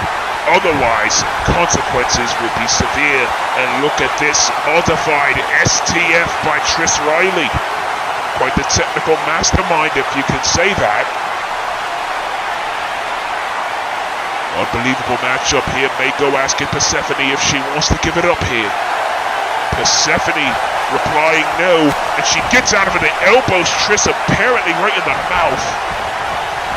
Persephone staying on Triss, and that's one thing I love about Persephone. She does not waste any time staying on her opponent.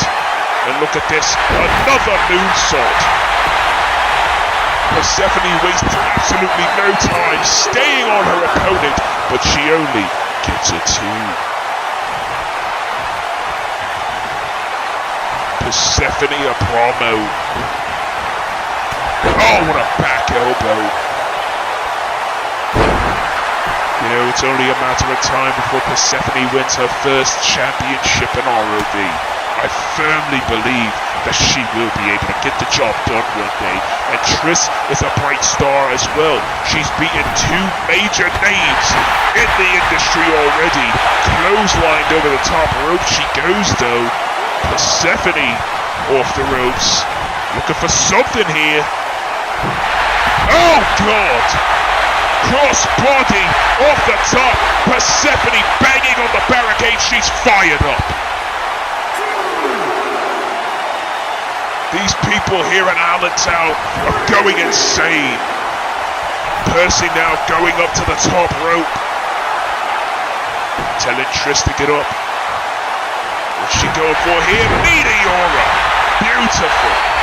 Beautiful Meteora there by Persephone Abromo. Oh God! Phoenix Splash! Yeah, Phoebe's definitely watching. Remember, Phoebe challenged Persephone to a match in that junkyard-like Coliseum in Athens, Greece, on no such thing as pre-shows. Cannonball dive by Persephone on Triss. Mako getting in position 2. I feel like Mako took a little bit too much time there. Nevertheless, Triss kicks out and 2. The match goes on. Persephone, a very impressive athlete. Phoebe said so herself. She, her sisters, and her mother were never beaten in that Coliseum. But everything apparently changed when they came to ROV. Persephone this one away. She puts Triss up on the top turnbuckle here.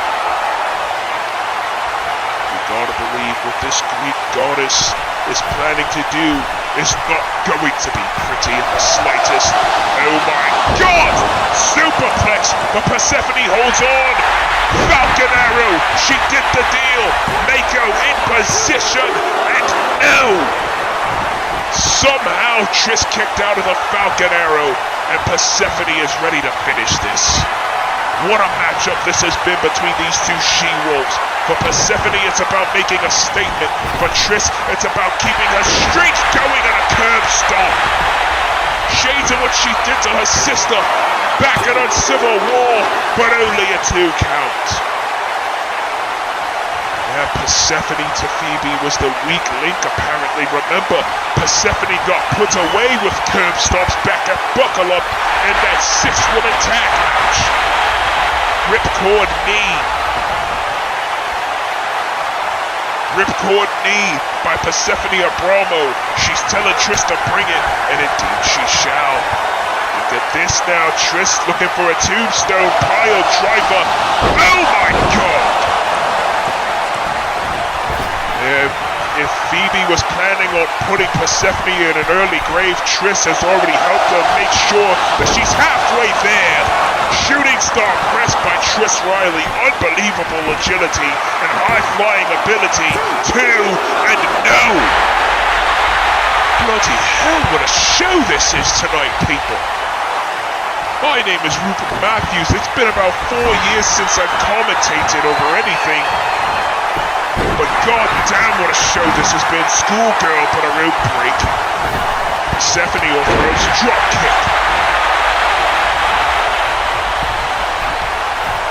Percy now back up on the top rope. What is this? Oh! Went for the moonsault, but Tristan got the knees up. Went for a kick to the face. Persephone now. Forearm and a chop. And there's another forearm and a spit kick. Percy throws her in the corner. Went for the drop kick. Triss moves out of the way. Triss now off the ropes. Went for the pump kick. And oh!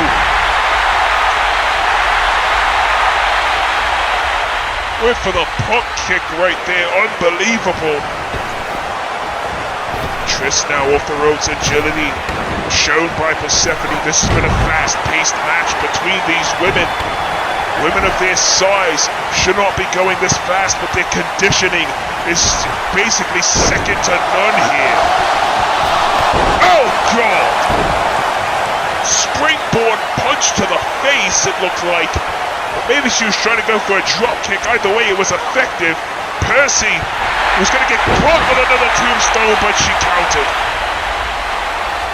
Oh, knee drop right there. Unbelievable show this has been, and we still got a lot more to go. And I'm being told that apparently, with all this news about something coming to the Carpe Diem network in 2028, you gotta believe Deshawn and Mandy Walton have some exciting news in that regard. Big crossbody and now Schoolgirl. Oh, super kick to the face. Good night. Triss is out. Percy is fired up. Persephone is fired up here.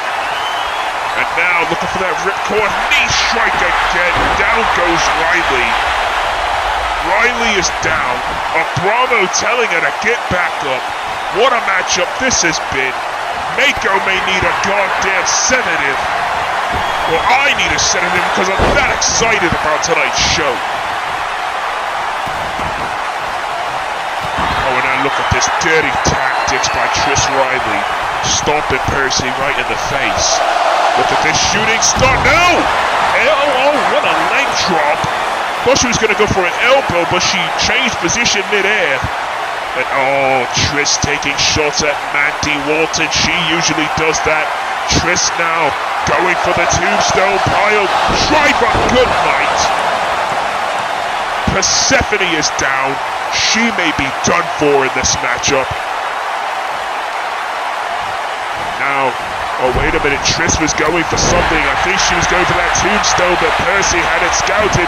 Schoolgirl, and again super kick to the face. Persephone looking to put her away here. This could be all said and done. Phoebe better be watching. Curb stop by Abromo. And hooking the inside leg. Great ring awareness by Persephone, who only gets a 2. How did she kick out of that curb stop? And Persephone showing a little bit of frustration. Saying to Mako, I thought that was 3. That should have been 3.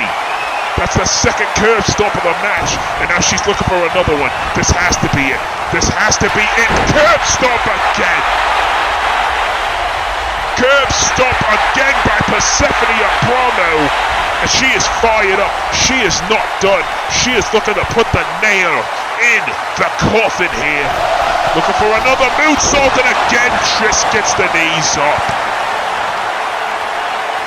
Ladies and gentlemen, my name is Rupert Matthews, and Persephone Abromo just got knocked the hell out. And what the hell is Triss doing? Okay! Triss Riley taking a shot at Deshawn Walton. I bet her father is laughing his ass off in the back with a damn deafening silence to put this one away. Triss Riley with an emphatic statement on all fronts as she remains undefeated and is now 3-0. Give all the credit in the world to Persephone Abromo. This may have been Triss's toughest match yet. And yes, she came out on top in dominant fashion. Congratulations are in order for Triss. Wait a minute here. Oh boy. Here's Lady Press. You know, you all think you know everything there is to know about, but really, you're not even close. What you all clearly don't know is that I've been right under your noses this whole time. We, the people of the band bloodline, have been lurking in the shadows for what seems like an eternity, waiting for the perfect moment to strike and take back what we never should have lost in the first place. As aforementioned by my husband, the ROV Sovereignty Champion, everybody who is in the Elimination Chamber with him will lose parts of themselves. And at some point in time, so too will that incompetent Tesla Vendetta ripoff standing in the ring right now, Triss Riley. I must say, kudos to you for winning 3 matches in a row. That's all well and good, of course. But just so you know, it's going to take a lot more than 3 matches to impress not only myself, but this entire industry. Just because you're Ryan's wife and Virgil's daughter doesn't mean shit to those of the band bloodline. You could be the daughter of Donald Trump, and still no one would give a shit. You talk a big game, and so far have been able to back up your words. But once you step in the ring with me, whenever that may be, you're gonna find out in more than one way that everyone pays the toll. Your father already paid the toll twice. The first time clearly was by mere circumstance. The second time was done with sheer cleverness. So you, yon almighty Tristan, as well as the rest of ROV and the entire industry, it doesn't matter how many ultimate calamities you bring forward, because they will pay the toll, just like everyone else. So when the dust settles at consequential comeuppance, only one person will be standing tall in the end, and that will be the president of the band bloodline, my king, my champion, and to put it bluntly, the man who, as he said, is the specialist of revelation. Specialist of revelation? What could she be talking about? And now Lady Prez just walking away, presumably challenging Triss to a fight. And it seems as if Triss is accepting, but we're going to have to wait and see how this develops further. But nevertheless, congratulations are in order to Triss. She is now 3-0 here in Ring of Valiance Wrestling. And again, take absolutely nothing away from the lady down in the ring there, Persephone Abromo. She wrestled a damn near perfect matchup. Oh, wait a minute, Percy, look out behind you! Oh, come on! spear, and that infected eye, making her extremely unstable, pounding away at her sister. Come on! Absolutely unnecessary! Unnecessary! Come on! That thumbtack infected eye! This goddamn Phoebe Abromo! Oh my god, a lung blower! Lung blower by Phoebe Abromo, taking out her sister. This is absolutely heinous. Phoebe, no! Don't you? Oh God! Phoebe Abromo laying waste to her own damn sister. Yeah, like she said, that thumbtack in her eye has caused an infection. And I believe that infection is starting to increase her instability levels. Those two will go at it in a Coliseum match. Coliseum death match, I'm being told. And no such thing as pre-shows. And that match will take place in Athens, Greece. Absolutely heinous assault there by Phoebe Abromo. That eye bulging out of her head. Somebody's gonna have to force her to get that goddamn thing fixed, because that's absolutely repulsive to look at. As Percy gets helped backstage, and as Phoebe hightails it out of here, we are in for more She-Wolves action as this young lady, Farah Ahmad, makes her way to the ring. Farah Ahmad has not been seen in action on the main ROV show since ROVX. The last time she was seen on this show was ROVX. That was over 2 years ago. An absolutely incredible athlete is this young Farah Ahmad. Last time we saw her on the screens here, she was coming to the aid of the injured Maxine Kennedy and Himari Sato after Kimiko Bishida assaulted both of those poor women. Farah Ahmad not one to break her religion here. Obviously she's praising Allah, she's of Muslim religion. But usually she wears a burqa, but I guess she's changing it up here. There's a nice change of pace, she looks rather nice. But it's not about looks here for Farah, it's about making a statement and putting Kimiko Bishida in her place. Speak of the she-devil herself. Here comes Kimiko now.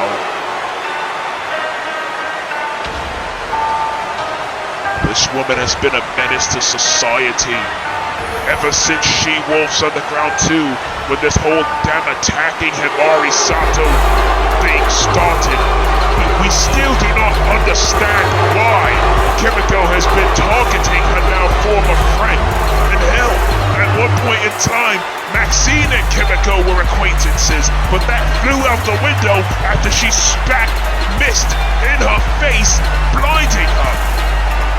And Himari's nose, I'm being told, was rebroken after Kimiko assaulted her with a damn baseball bat. And had Farah Ahmad not come to her aid, she might have killed her. That still gets me pissed off, mates. Nevertheless, Kimiko Bishida with a sickening look in her eye. This woman absolutely sickens me. This little demon. Kimiko Bishida. Look at the red light. This woman is the Japanese devil herself. Farah Ahmad walking around outside the ring, studying her opponent. Farah hasn't had that many matches here in ROV. Kimiko has not either. But these two women know each other fairly well so far. They were in that match at ROVX to determine the number one contender for the She-Wolves title at the time. And look at this. Praising Allah as Farah Ahmad, Kimiko telling her to bring it. And again, it's that international flavor that we have. Our referee is Japanese, Kimiko is Japanese, and Farah is Saudi Arabia. You would think Charles Schultz would be a fan of Farah Ahmad, you know, he did embrace his heritage back at Prestige. Nevertheless, that's another story for another time. Pretty sure Farah at one point fed Charles some curry chicken in the backstage area. There's some great chain wrestling is occurring here. And Kimiko laughing at Farah, who kicks her right in the face. Kicking her right in the face. Farah Ahmad is not messing around here. Farah has been training heavily and consistently over the last few months, and it has shown. It is showing right now with this hold that she has on Kimiko. Again, like I said earlier, we still do not know what provoked these attacks from Kimiko on all her former friends. We still don't know why she did this. There has to be a logical reason. Kimiko countering with a soul butt right there. Throwing Farah into the corner. One thing Farah has to look out for is that running knee from out of the corner and that jumping knee that broke Maxine Kennedy's nose as well as Hamari Sato's. Oh, wait a minute. Farah moving out of the way of that knee in the corner. Look for the schoolgirl, got a rope break. Oh, back elbow. Farah's known for a more technical style. She doesn't like to get too fancy or too pretty with her moves. The Arabian style here, big suplex. One of Farah's biggest inspirations is one of her fellow countrymen, Almaka Faisal, who has not been seen, I believe, since TXW.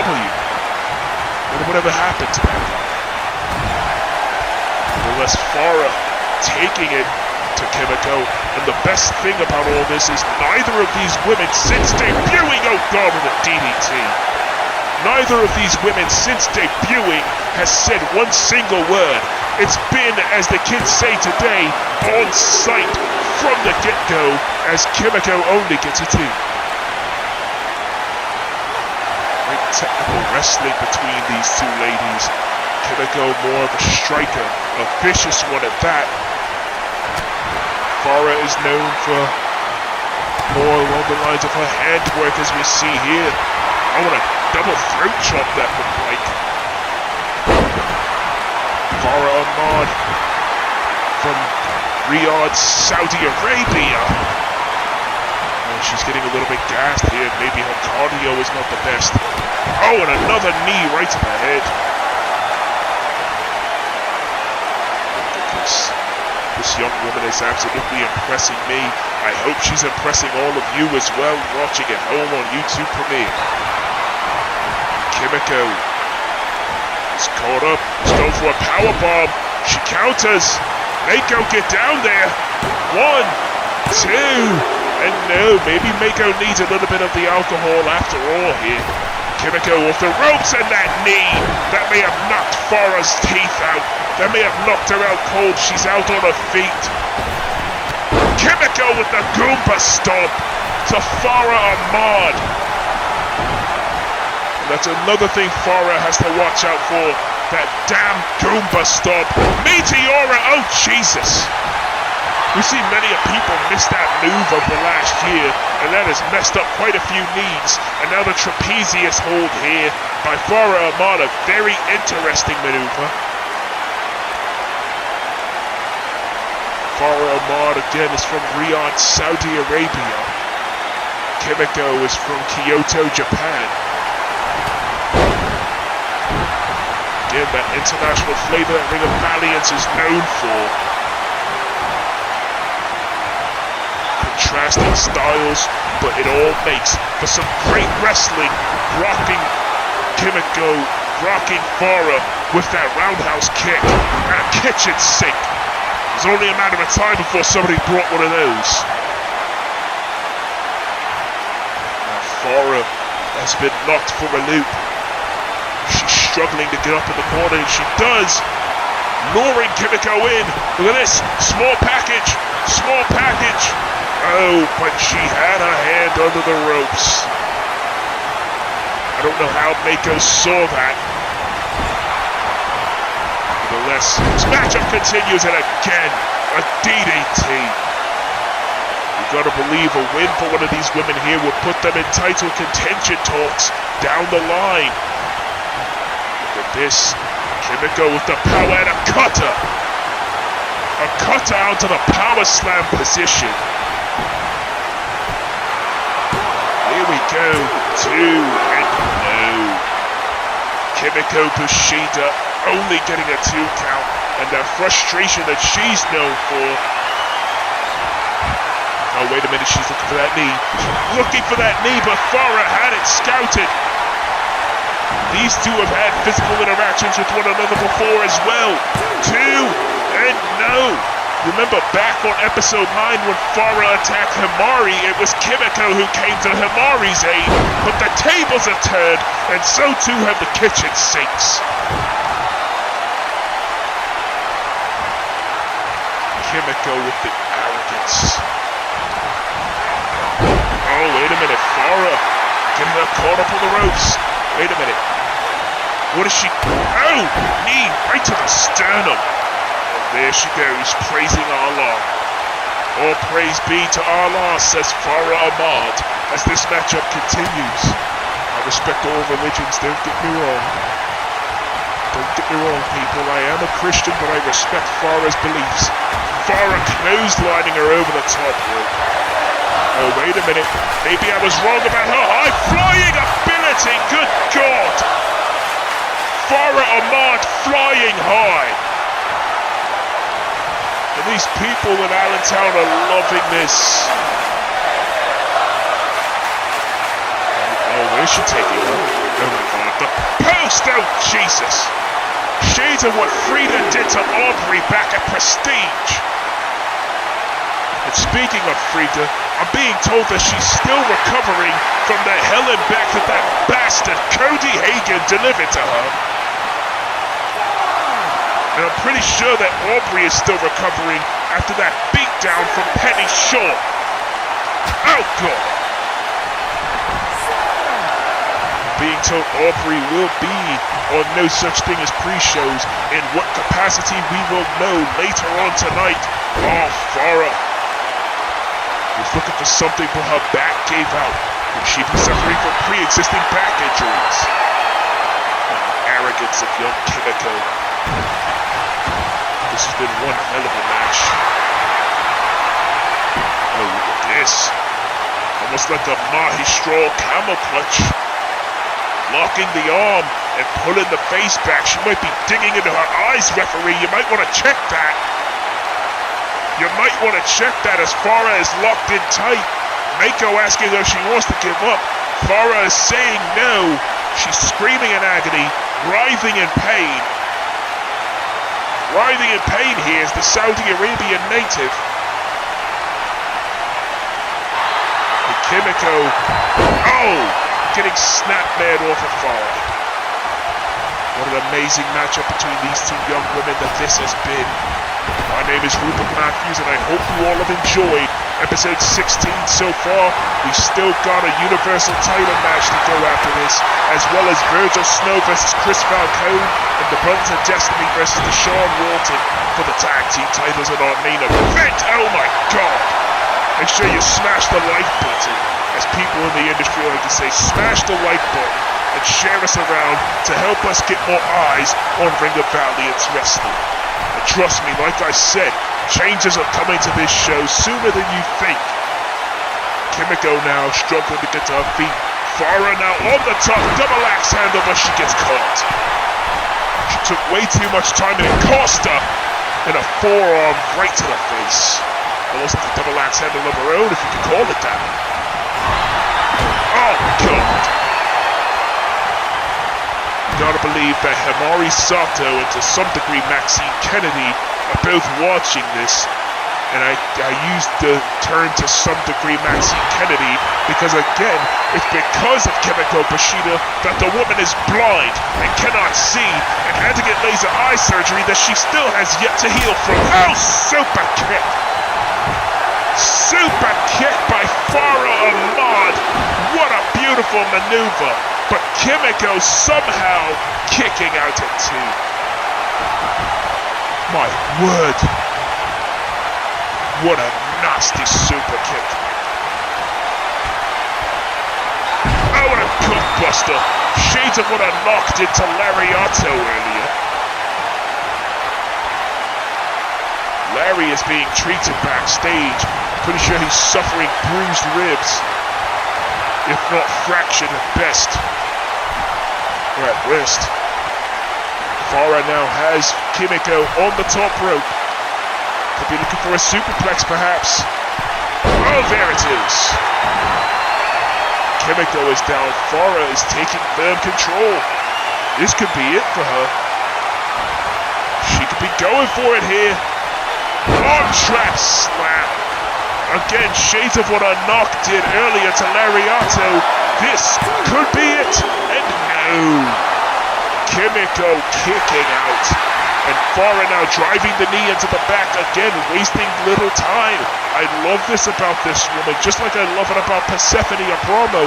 They waste little time after moments like that, and they stay right on their woman. Very, very tactical and very intelligent wrestling. Kimiko locked in this submission hold. Will she tap out? Will she verbally submit? No, she will not. She gets out of the clutch and kicks Farah right in the face. Farah rolling out to the apron. Kimiko on the top. Oh my God! Kimiko taking out Farah Ahmad, and both women are down. Jesus Lord! And now Kimiko the first to her feet. I thought she might have hurt herself. Farah may be hurt. Kimiko now going out to retrieve her. Oh my God. Oh God! Oh my God. That might not hurt her as much as it did, say, a Steel recently. But that's still pretty darn effective. Snake eyes on the stairs. Oh, look at this, laughing at her, laughing at Farah's misery. You know, I've called about 4 people a cunt tonight. Might as well put this cunt Kimiko right at the top of the list. The disrespect she shows for her adversaries and her peers is absolutely disgusting. Scoop slam. Referee at a count of 8, it looks like. Kimiko resetting the count. She wants to provide further embarrassment for Miss Ahmad here. This lining her up for something. Kimiko. Oh, wow! Spinning heel kick off the top rope by Kimiko Bushida, and no! Farah Ahmad is not giving up easily. This is a very, very good match. It has been a hell of a night, but it may be all over for Farah, who counters that knee again. Farah countering that knee and a gutbuster. Gutbuster by Farah Ahmad, and now Kimiko Bushida is in trouble. Oh, wait a minute, no she's not. She was going for that arm trap slam. Oh, back suplex, and you saw Farah's feet got caught in the ropes. The velocity was heightened. Off of that back suplex. And now Kimiko with the Goomba stomp. Farah counted. Small package again. Mako in position. No, only a 1 count. Only a 1 count as Mako again getting a workout in. Kimiko was going to get kicked in the face. Oh, look at this. Rose her up. Oh, look at this.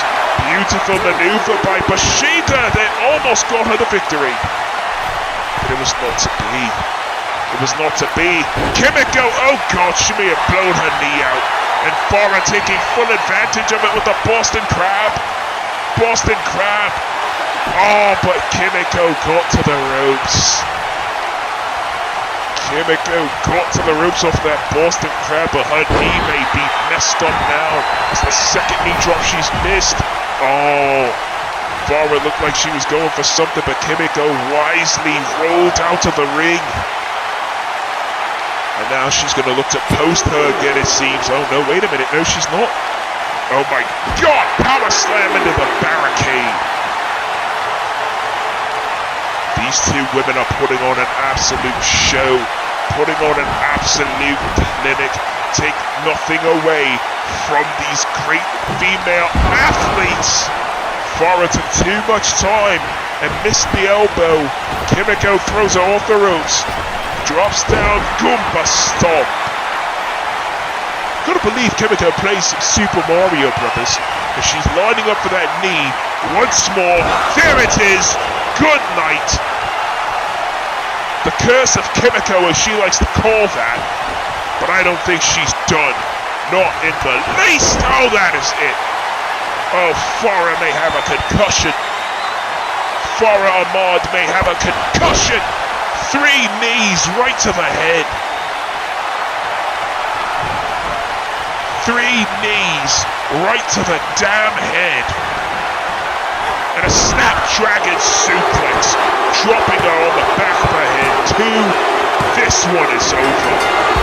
Decisively, might I add. What a decisive victory. What a finish.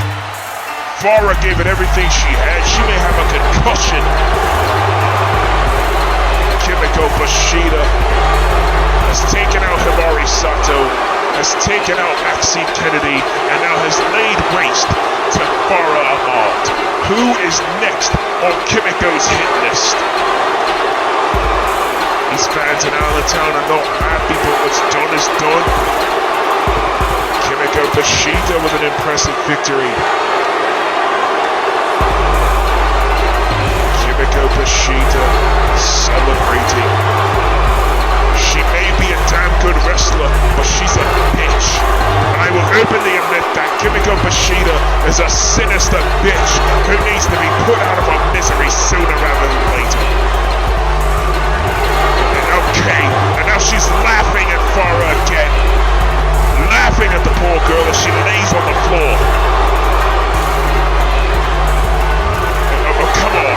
Come on, Kimiko. This is not necessary. This is not necessary, Kimiko. Come on. Somebody stop this. And now Kimiko looking under the ring for a weapon in. Oh, God. How apropos. Kimiko has a kendo stick. Oh, wait a minute. Farah snatching it from her. Oh, God. Beat her over the head with that stick. Choke her with it. Farah Ahmad not taking any more of Kimiko Bashida's shit. Look at this wheelbarrow German suplex. Farah Ahmad has had just about enough of Kimiko Bashida and her violent ways. Look at this gut buster. And these fans are fired up, and even in defeat, Farah remaining strong here. Farah telling Kimiko to get up. Look at this, throwing her out of the ring. Oh, and now Farah off the ropes and spearing her to the floor. Even in defeat, Farah Ahmad proving that she belongs here in the ring of Valiance Wrestling.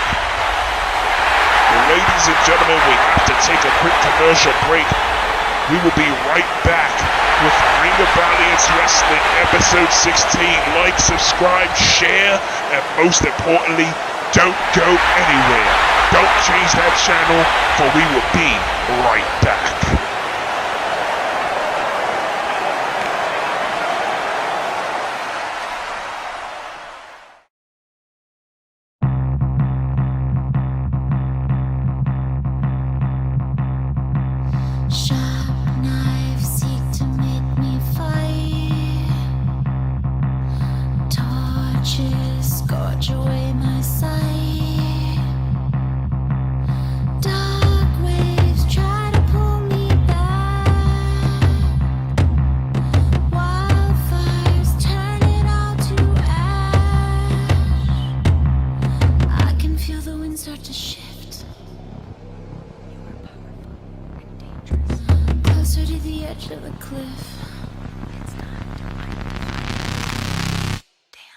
I feel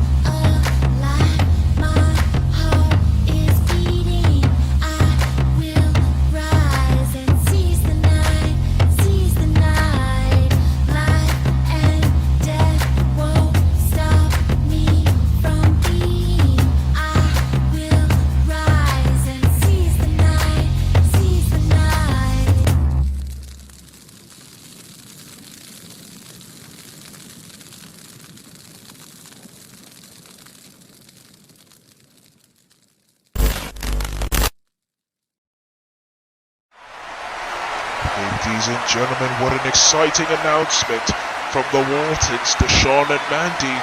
They're starting up a new promotion coming in 2028, Carpe Noctem Wrestling. But for right now, we are going to hear from Salem Sinister in just a few short moments. For every moment I have woken up my whole life, I have felt and dealt with trauma and pain. Granted, Sterling has as well, but he and I's situations are vastly different from one another. He and I have had unfinished business since ROVX, and tonight seems like the perfect night to settle our differences before we take down that sick, detestable fiend, Gunnar Casey. For now, it is not about him. Tonight, I will capture championship gold, and I will do it by the most violent of means. And just like how Gunnar will be erased from human history, Sterling will be defeated with one simple headshot. Salem Sinister sending a real violent message to not only his opponent here tonight, but to also his uncle, Gunnar Casey. When Gunnar revealed himself at Uncivil War as the man who has caused all this anarchy and suffering for 40 years for the Rbleto family, it was quite possibly the single most disgusting moment, morally of course, in Ring of Valiance history. We have not seen his brother-in-law Siphon, or Franz Rbleto as people like to call him. We have not seen Siphon, who is Salem's father, since Uncivil War. Could Siphon come out of hiding, wherever he is, and confront Gunnar? He alluded to the fact that he wanted Gunnar in a match a consequence of Muppets did Siphon, but nothing has been confirmed or accepted on either party's behalf. Nevertheless, Salem Sinister making his way down to the ring, he and Insidious Sterling have quite the bout of unfinished business to handle. The last time these two were in the same room was at ROVX. And remember, Sterling himself said, once this issue with Salem is resolved, he is going to help the Rbleto family finally put Gunnar Casey to a violent rest.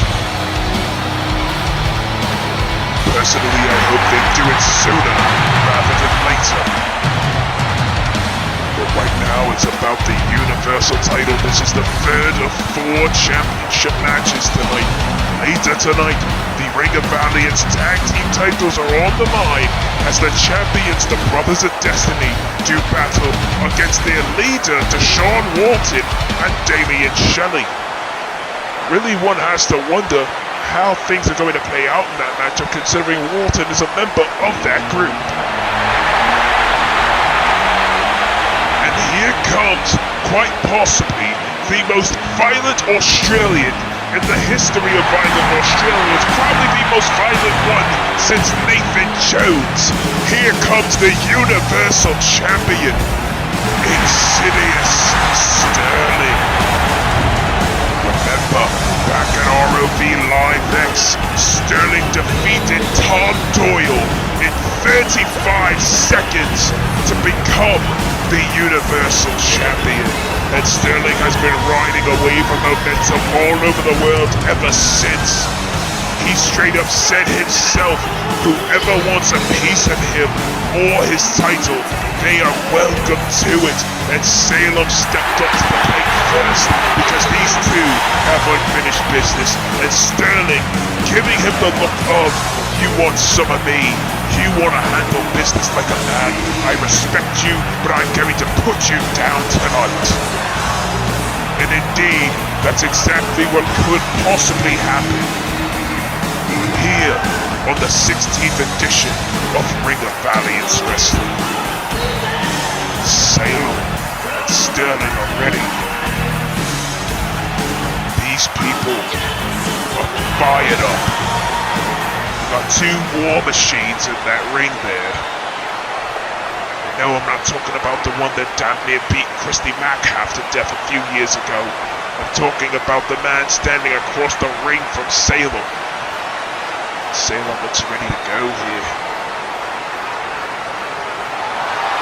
Look at this. Salem saying he's ready. He wants to bring violence to Sterling.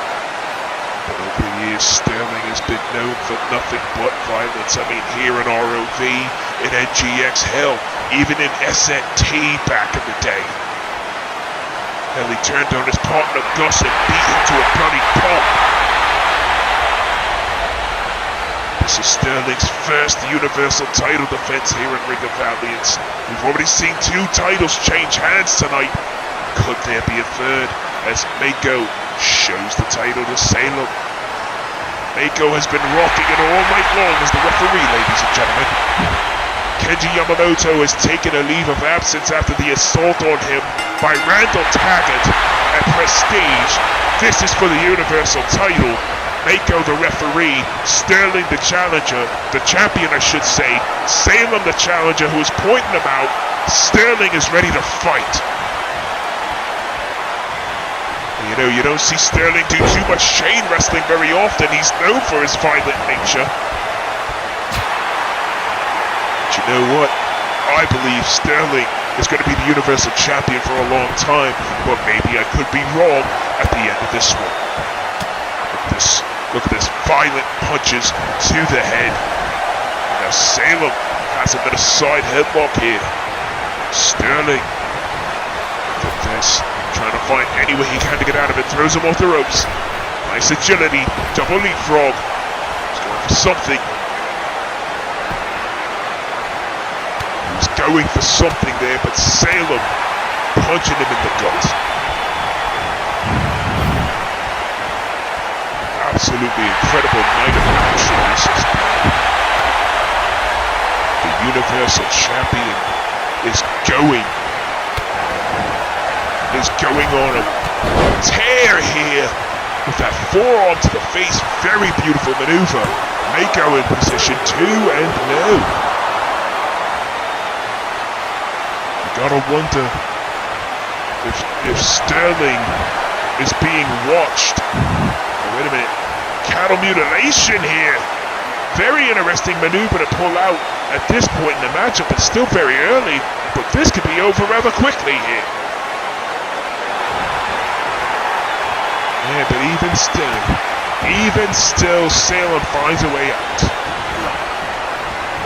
Gotta believe the champion is being watched by the entire roster, including former Universal Champion Virgil Snow, and including Mr. Money in the Bank Dominic Kato.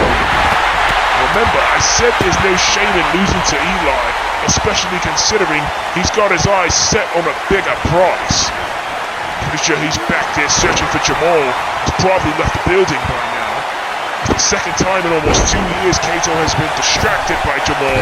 Oh, forearm right to the face. Remember the president of the band Bloodline, Prez. He too holds power in his hands. He is the sovereignty champion, and he can cash that in for a title shot as an option C whenever he so chooses. Salem now. Oh my god. No!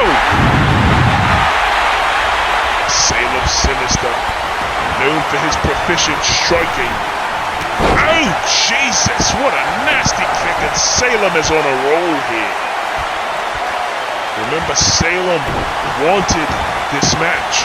He wanted to finish his business with Sterling because he never got to the last time around because Leon Blackgrave and Gavin Kruger were involved. Nice knee drop there by Sinister.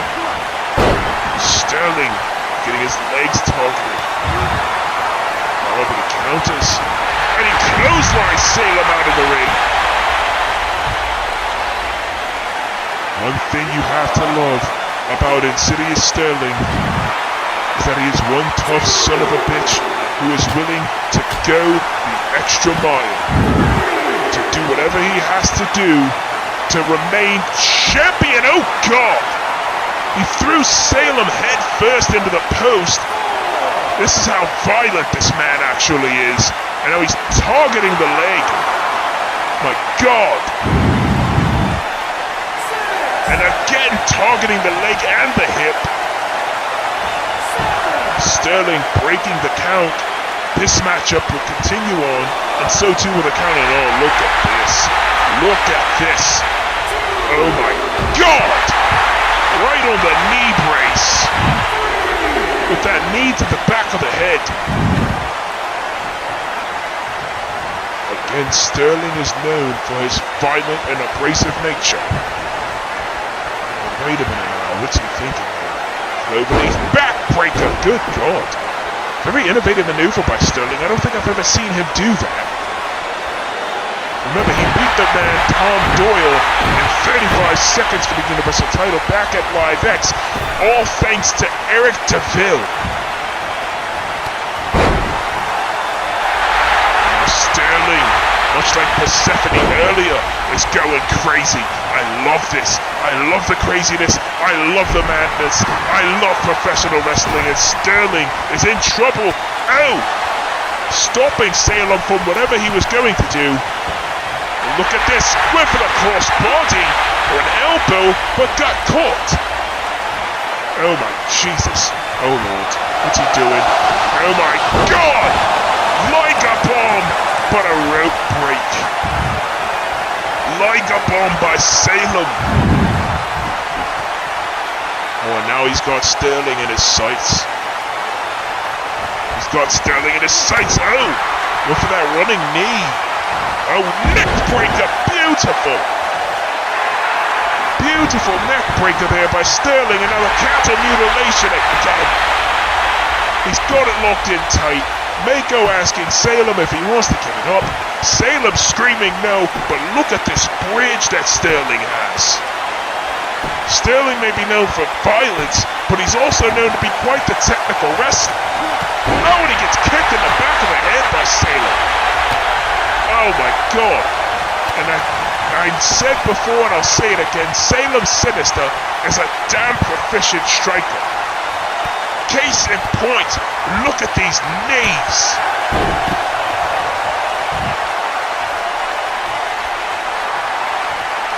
Ladies and gentlemen, I've been losing my voice all night long here.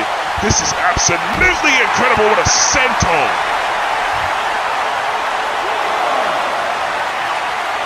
And now Salem has him up on his shoulder and Sterling gets posted. Gotta believe that the rest of the watch flies on the roster here are keeping an eye on not the competitors, but the goal they're trying to reach in the form of the Universal Championship. Salem, realizing what's at stake, he breaks the count. Into the post goes Sterling again. Now Sterling, oh Salem, letting them know what's about to go down. Oh my God. Oh no, Sterling, look out! Oh God! Sterling getting his head caved in on that post. Sterling getting his head caved in on that bloody post. Both of these men are willing to resort to violence if they have to, and Sterling gets kicked in the forehead, and I believe he's bleeding through the mask. It's hard to tell whether or not Sterling is bleeding. Good Lord, yes, I see it a little bit right there on the forehead line. On the line right there, the shape-up line, as people like to call it. Oh, and a knee right to the forehead, the hairline right there.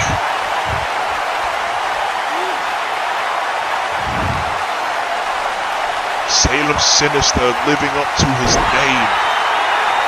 I mean, as much as he doesn't want to accept it, he's related to Gunnar Casey. This is Gunnar's freaking nephew, and look at this, wait a minute, oh! Salem teaching Kimiko how it's done with that knee. 1, 2, and no! You know, I'm starting to think Salem has been training with his cousin Aubrey. Because Aubrey knocked out Lorelei Hagan with that move recently. Oh, went for the knee again, but no. Sterling counters. Sterling throwing Salem off the ropes. Oh, pop-up punch. Beautiful. Oh, and a stop. Sterling now off the ropes. Oh, blocking the kick to Salem. Salem now looking for something. Oh my God, what is double underhook gutbuster? Unbelievable matchup. We can have a new champion here, and no. How close can these falls keep getting? How close can these falls keep getting, people? Wait a minute. Oh! Needed the forehead of Salem. Salem knocked for a loop. Sterling now trying to turn the tables in his favor. Sterling has him up. Trust me when I tell you that this is a great match, it's a great night, and it's only going to get better as time goes on. Look out below! Oh, Salem is back up! Salem is back up after being dropped on his head. Oh, sweeping him up. What a matchup this is here in Allentown, Pennsylvania. 9,000 people have witnessed just about 3 hours or so of action, and it's only going to get better as the time rolls on. Remember, this is the third or fourth championship match. Third or fourth championship matches. The last one will be a tag team title match later in the evening. Salem telling him to bring it to the Tree of Woe, and oh man.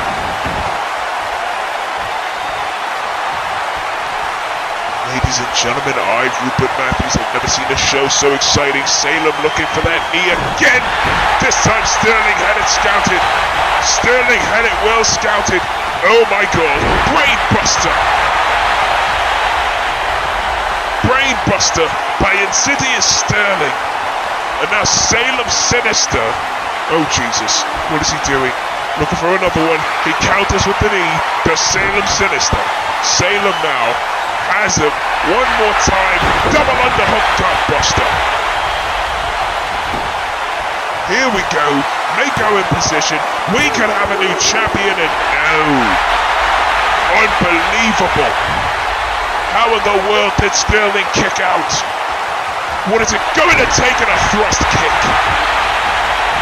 Thrust kick that may have knocked Sterling out. 1, 2, and no. Ring of Valiance Wrestling has never seen a Universal title match like this since RVX. And now, Salem with a backbreaker. Losing my voice here, people.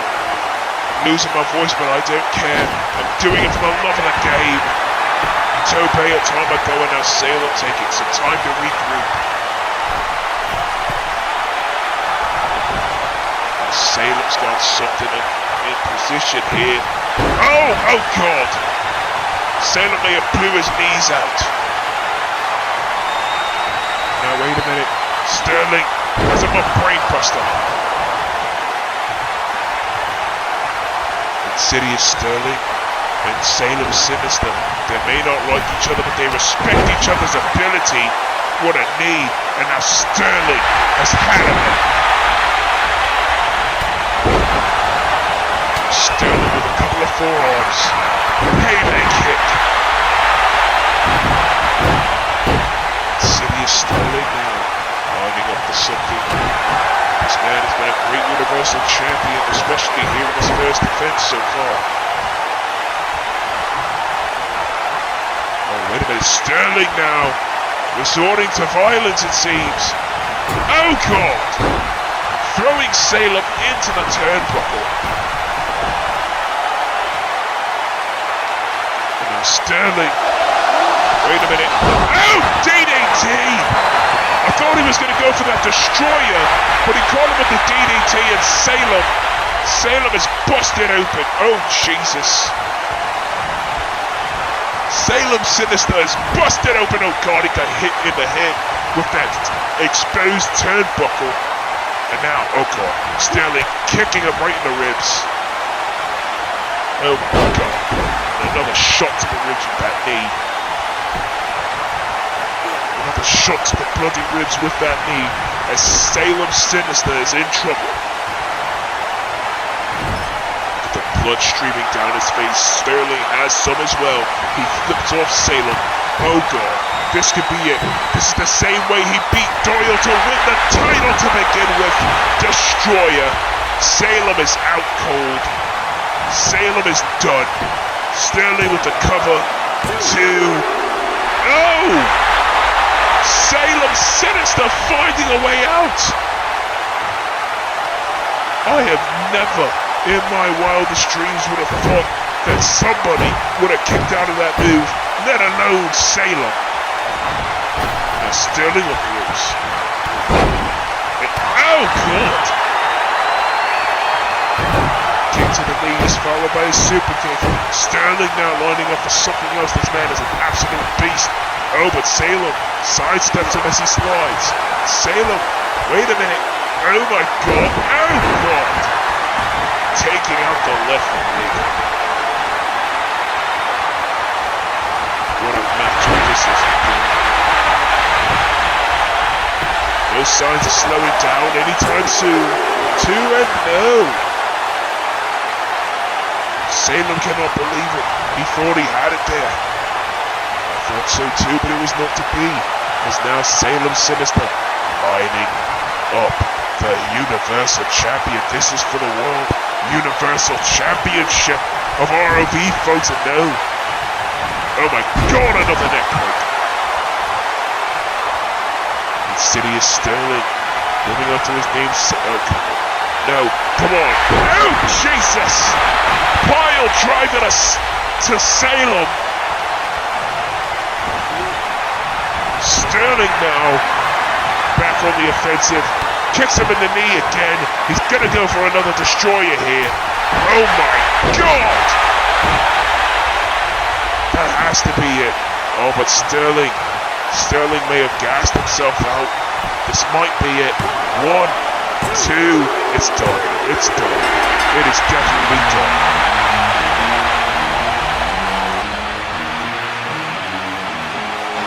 What a matchup here. What a retention of this championship for Insidious Sterling. You can see some of the blood trickling down through his mask here. What an absolutely incredible first title defense. The first retention of the night from the Universal Champion, Insidious Sterling. This man is a true war machine. This man is a true warrior. This man is a true god of destruction. Sterling celebrated his title victory. Mako giving him his championship belt. Congratulations are in order. Hashtag and still Universal Champion Insidious Sterling. What a ridiculous night. What a fun night it has been. I didn't commentate this much back in the day. It's been a while. My pipes are a little rusty. What a phenomenal night at Ring of Valiance Wrestling episode 16. We have new champions, champion retained. I can only imagine the kind of concoction that the McCarthys are building right now for a moment as special as this. As crowd is watching on, as you can see, Salem and Sterling have finally settled their differences, and win or lose, Salem is a constant. Insidious Sterling didn't have to do this, but he wanted to. So you know what? I give all the credit to one Insidious Sterling, because that was my favorite of the fight.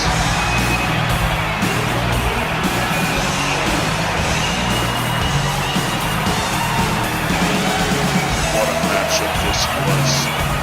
Salem walks away. Congratulations on order for the Universal Champion. Insidious Sterling, and who the hell is this guy? Look at this guy, he's huge, oh Jesus! He just laid out the Universal Champion! Apologies for me being so quiet there. I was trying to respect the moment Sterling and Salem were having. And then this guy, the band Bloodline Road Captain, whoever he is, just knocked out Sterling with one punch. And what the hell is this? Oh my God! He just hit him with the deafening suck. What is going on here? What is happening? Who is this guy? Who is this guy? Oh my bloody God! Diavol! What? Diavol Snow is a member of the band Bloodline! He is the road captain! What the hell? What is this? Has Diavol targeted Insidious Sterling? I need a break after that. What is going on here? Diavol returning to ROV in a big way. What is going to happen next? Unbelievable moment here. Good Lord, as we try to regroup off of an unbelievable moment. Diavol joining the back bloodline, and there's Cody Hagen walking in the parking lot. And wait a minute, no! Eric DeVille, the part owners, fighting it out in the parking lot. Eric bludgeoning Cody with a baseball bat here. Eric bludgeoning Cody. Oh God, these two men have had a rivalry raging back to when Eric first got to ROV. Eric DeVille with that pile driver, paying homage to his former mentor, Jordan Ashburn. Pretty sure she was proud of that pile driver, if I do say so myself. And what the hell is going on here? Wait a minute. That is Gnarly Anderson being beaten the hell out of by Jaheim Shaw, our interviewer. What the hell is going on? Gnarly is a member of the Mafia, and remember, Jaheim knocked his freaking lights out with that damn Jaguar knee that he adopted from Malik Brown and a backstabber by Shaw. Jaheim Shaw, ladies and gentlemen, what is this? Oh, look at the power. Oh my God! Power bombing Gnarly Anderson through the table. Jaheim Shaw making a statement. These men will open consequential comeuppance in Fresno. First, Drew Diamond gets assaulted by Jeremiah Ferguson, and now this. What is happening here tonight? My word. But nevertheless, it's time for our co-main event of the evening. As this young man, Christopher Falcone, making his way to the ring. I need to calm down and simmer down a little bit, but I don't think I'm going to be able to after this night. Good Lord! What an explosive night it has been all around. Chris Falcone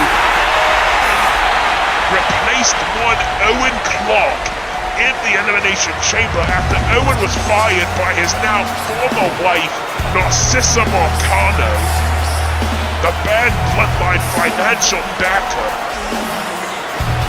Falcone has said he's not in this for the groups. He's not in this for the championships right now.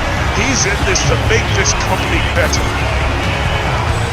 And this company has been in turmoil since its early days. This man stands 6'11", weighs in at about 250 pounds.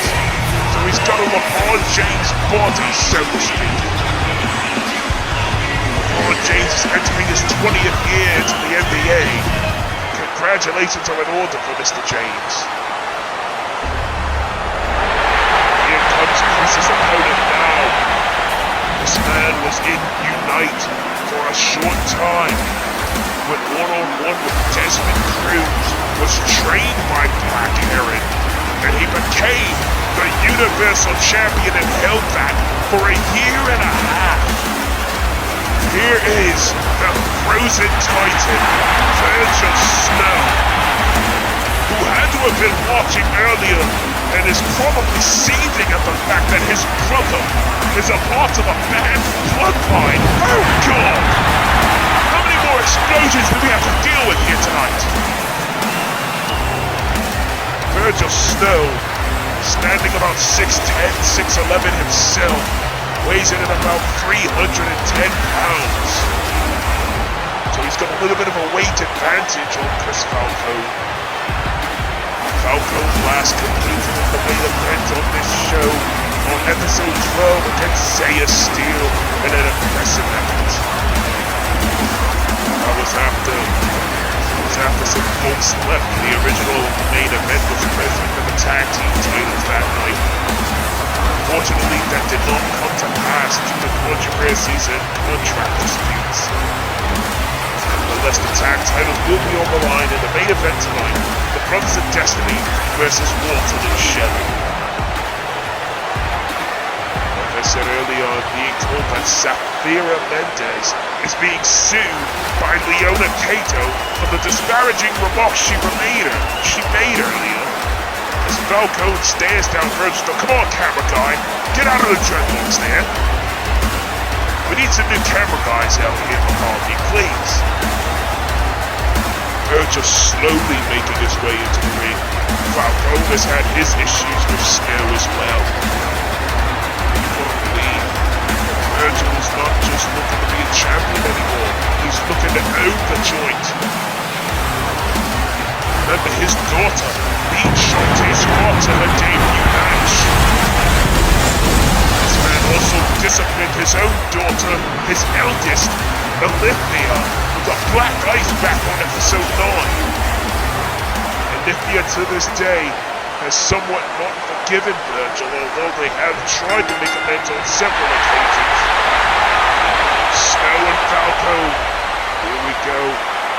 Falcone ready, and Virgil laughing at him, not taking him seriously, and he needs to, because Falcone is a very, very fierce competitor. We've seen him in ladder matches, we've seen him in Money in the Bank, we saw him in the main event of episode 12. Virgil should not take this young man lightly, psyching him out with the hook, catching him with a few other strikes.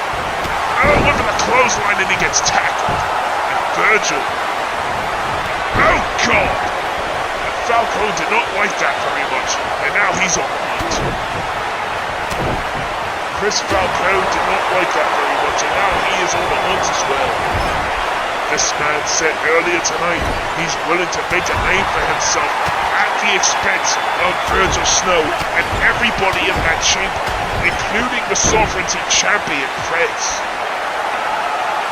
I'm also being told that speaking of champions, we will be hearing from one, Jacob Baker, the United States Champion, right after this matchup with a bulldog from Virgil. Virgil has had some of the greatest matches in ROV.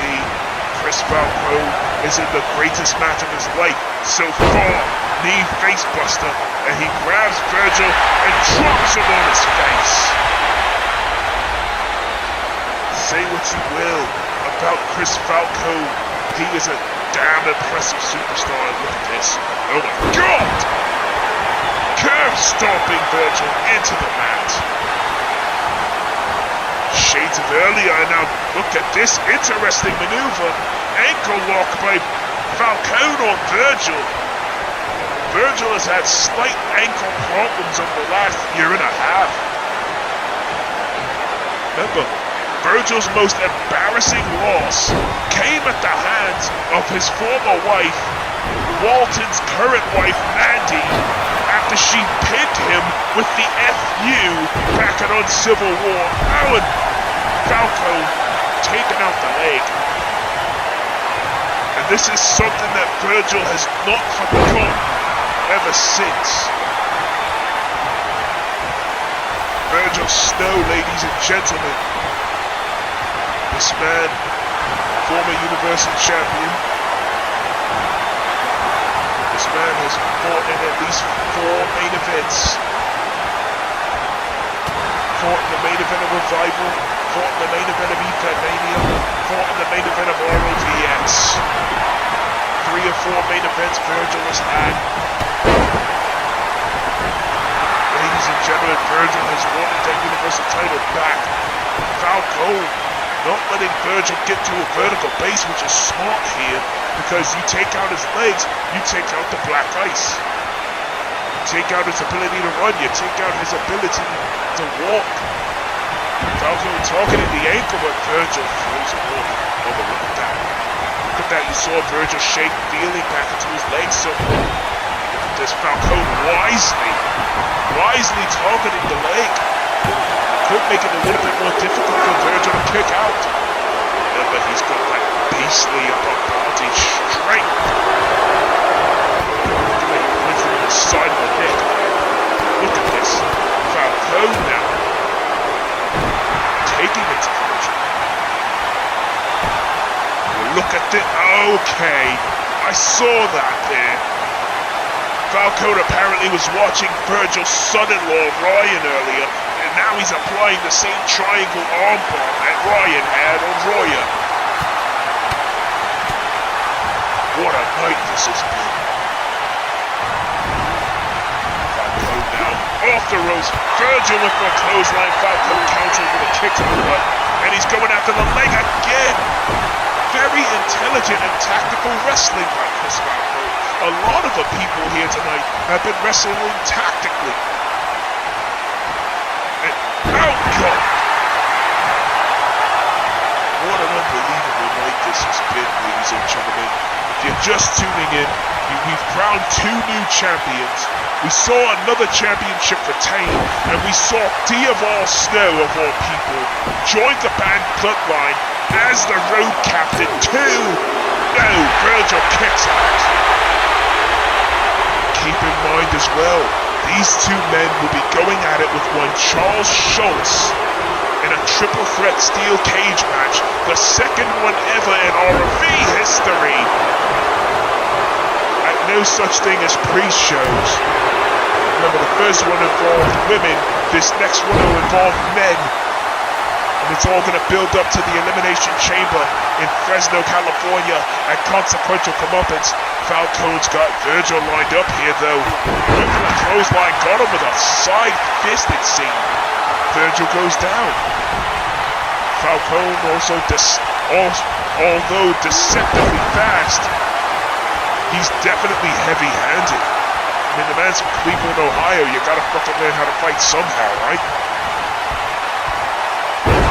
Knee face buster again by Falcone. Oh, look at this. Neck breaker. Absolutely intelligent wrestling. Look at the inside leg. 1, 2, and no. I'm gonna need a drink after this. I really am going to need a drink after this, but I don't want to end up like Brian King and end up suspended, because I actually fucking appreciate my job. And look at this.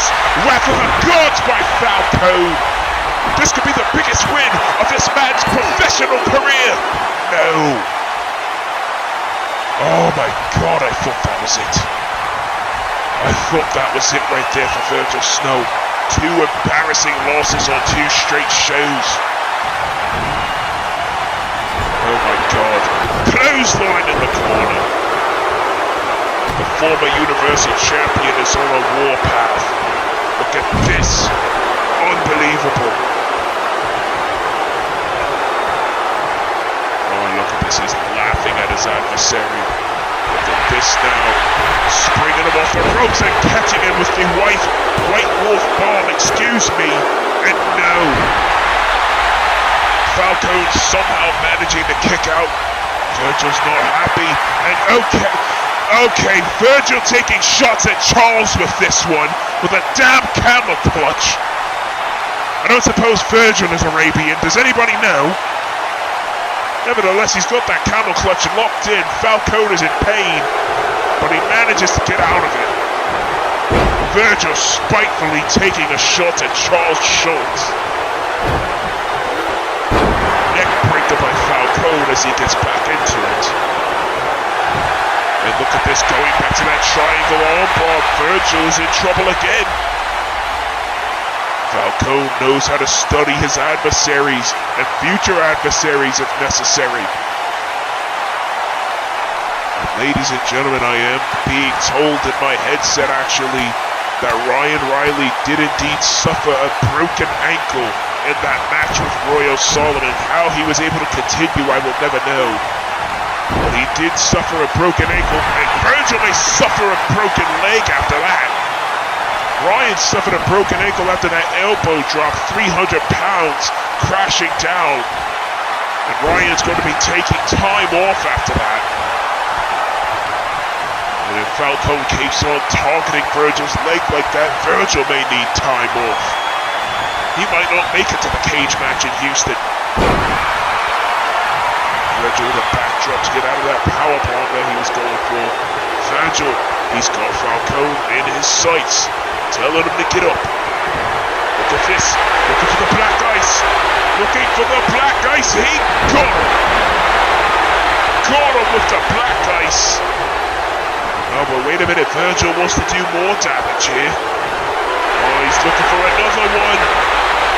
Looking for another one, and he got him! He got him with 2 black ices. Why is he not going for the cover?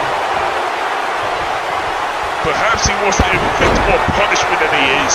Clotheslines. A couple of clotheslines, Virgil, and a third one. Oh, and Falcone is back up. Whoa! The defiance of this kid. The defiance of Chris Falcone springing up after that third clothesline.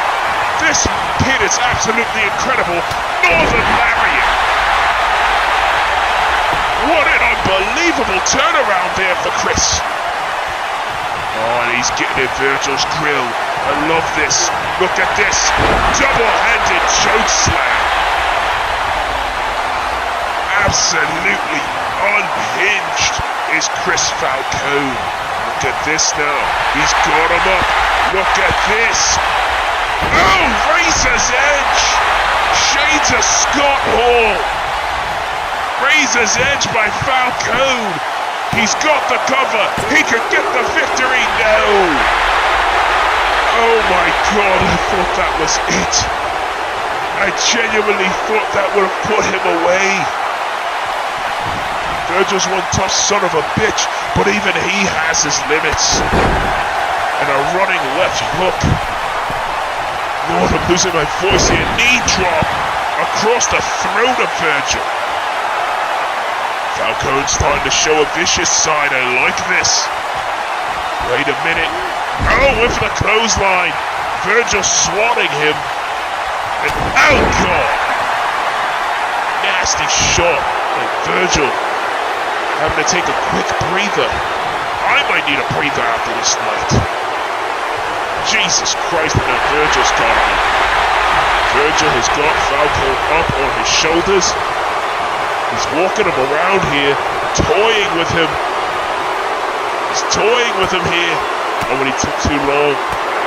Virgil took too long. He made a mistake here. Falcone. Oh, come on. That might have been a low shot. Okay. This is a bit unnecessary. Falcone's getting dirty. He's trying to prepare Virgil for the chamber, it seems. Oh, Jesus. Virgil, oh God. Oh God. Oh my God! He was dangerously close to that turnbuckle there.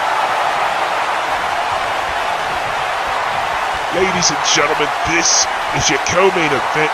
Chris Falcone versus Virgil Snow. Chris Falcone is wrestling his ass off here. And Virgil Snow making him pay for talking shit. Chris Falcone, ladies and gentlemen, has been wrestling a damn near perfect match. Virgil, oh my God! Look at the power of the Frozen Titan. He's got him up. Black ice to Falcone, and what the hell? Charles Schultz with a baseball bat.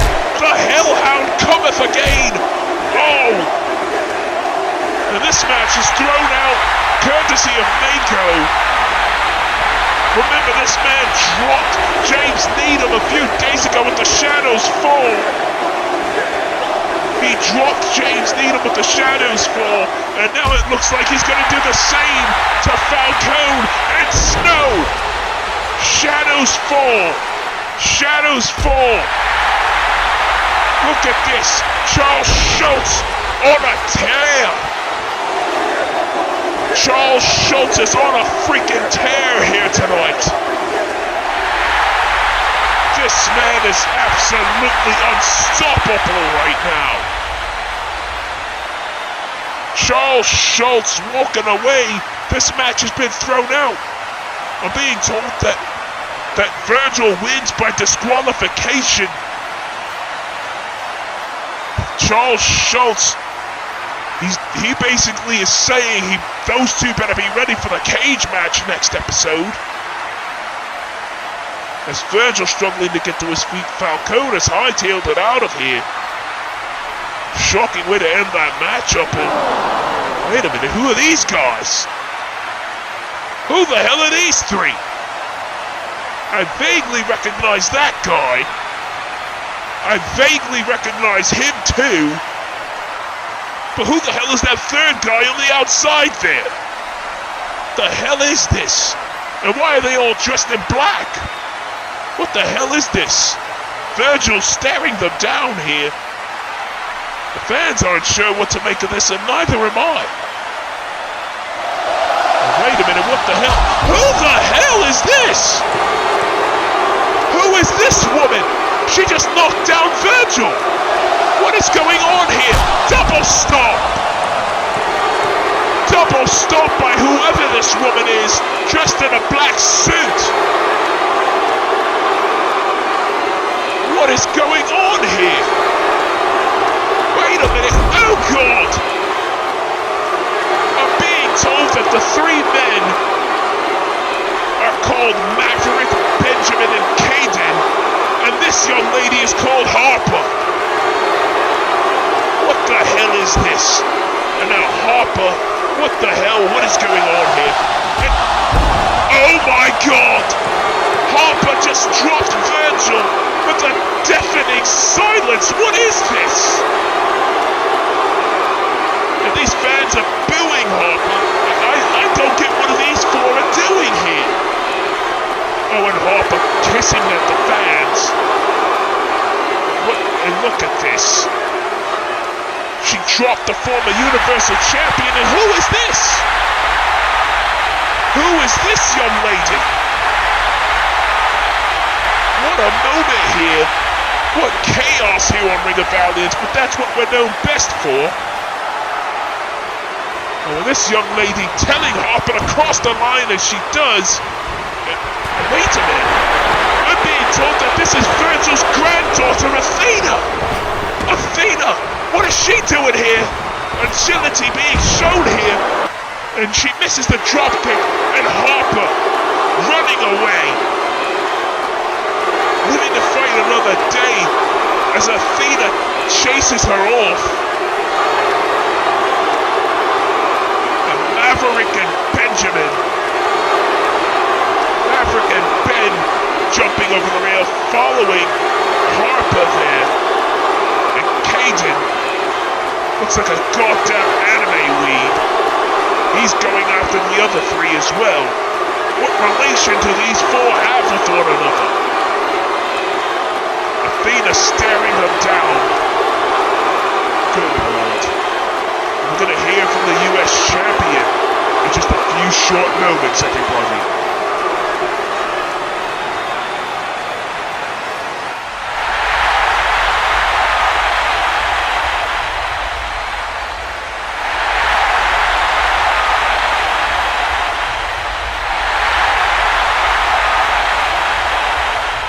Our numbers have grown, as you can clearly see. We have the new openweight champion, Eli Rbleto, and we have former Olympic weightlifting champion in one, Olga Marikovsky. Not to mention the road captain you just saw earlier in the form of Diaval. Now, Olga and Eli are beside me here because they've spoken with Deshawn and Mandy Walton, and the agreement has been made that after tonight, the five are no more. In Mandy's regard, that bitch that attacked her a while back will get consequences dealt to her swiftly and effectively. And so too will the Mutiny Mafia and whoever else stands in the band bloodline's way. Including you, Mr. Gnarly Charlie Anderson. You see, I heard you want a shot at my U.S. championship. And while that may be all well and good, keep in mind that I had to beat a bum-ass douchebag to win this title, so I'll have no issue beating another bum-ass douchebag to do it again.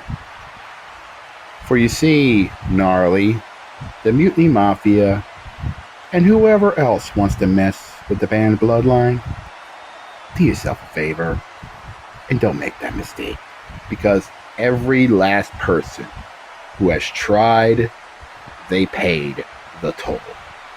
And as Lady Press put it earlier, we, the people of the band bloodline, will take back what we never, ever should have lost to begin with.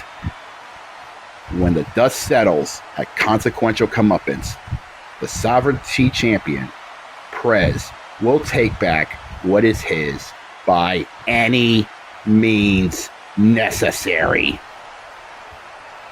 And he will reveal his identity when the event rolls around. Because as he said, once was out of sheer immaturity, twice was just dumb luck.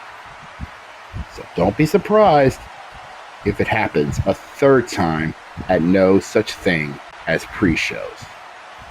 You know, a wise old man said something like this years ago. You know, sometimes when you want to get things done the right way, you just have to do it yourself. And we, the people of the band bloodline, are going to get things done the right way. And it's all thanks to our president, the specialist of revelations. I cannot believe what I am seeing. Olga and Eli are part of the bloodline. But ladies and gentlemen, we'll be right back as we're going to hear from Sierra Schreiber shortly. Big sister. Big sister.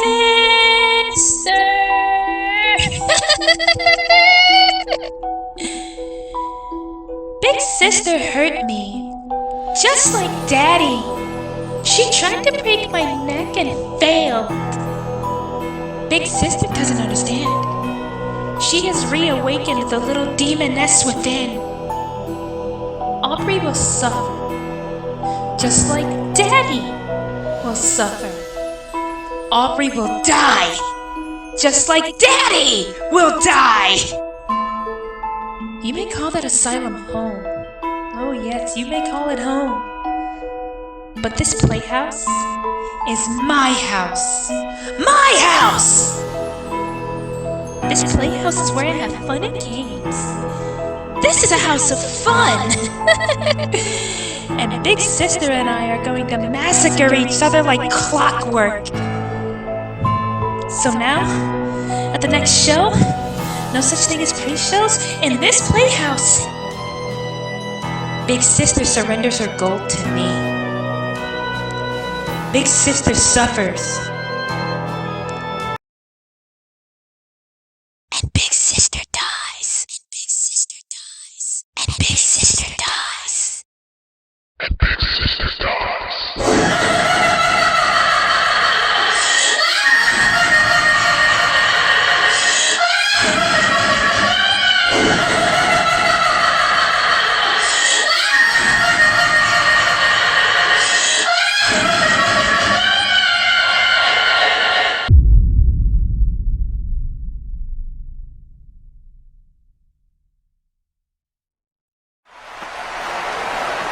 Well, ladies and gentlemen, that was quite possibly the strangest, most semi-disturbing thing I have ever seen. But it is official.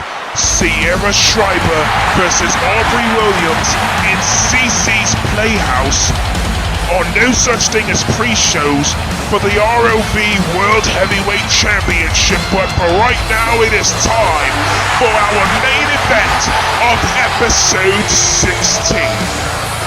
My name is Rupert Matthews. I have had so much fun calling this show tonight.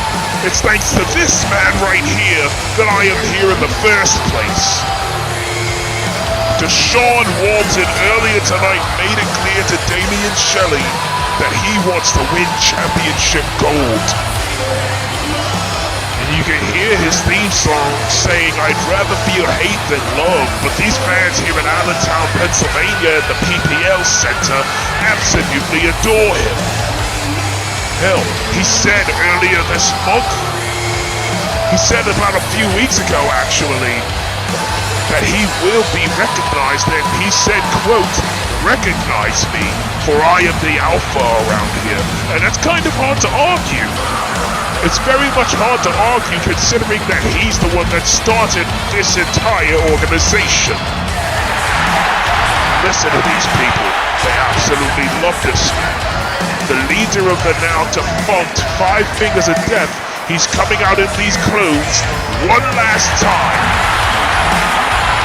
He's looking to capture tag team gold with Damian Shelley. And to be honest, I think Damian would have made a great addition to the Five if he accepted the offer. Nevertheless, here comes Shelley now. This man has been making waves all over the industry. He's only a rookie, and he's been making waves and winning championships everywhere he's gone. In the HWA, and he's been making waves in Dream Pro Wrestling as well, and there he is now, the anime anarchist Damian Shelley. I don't really know too much about this man's training background. I do know that he does train with his wife Yana. And believe me, this young man, oh God! This young man is a far better choice for Yana than the last man she was with. Believe me when I tell you though, Damian, from what I've seen so far, he knows how to cut a decent promo, and he knows how to hold his own in the ring, so Walton shouldn't have too much of a problem.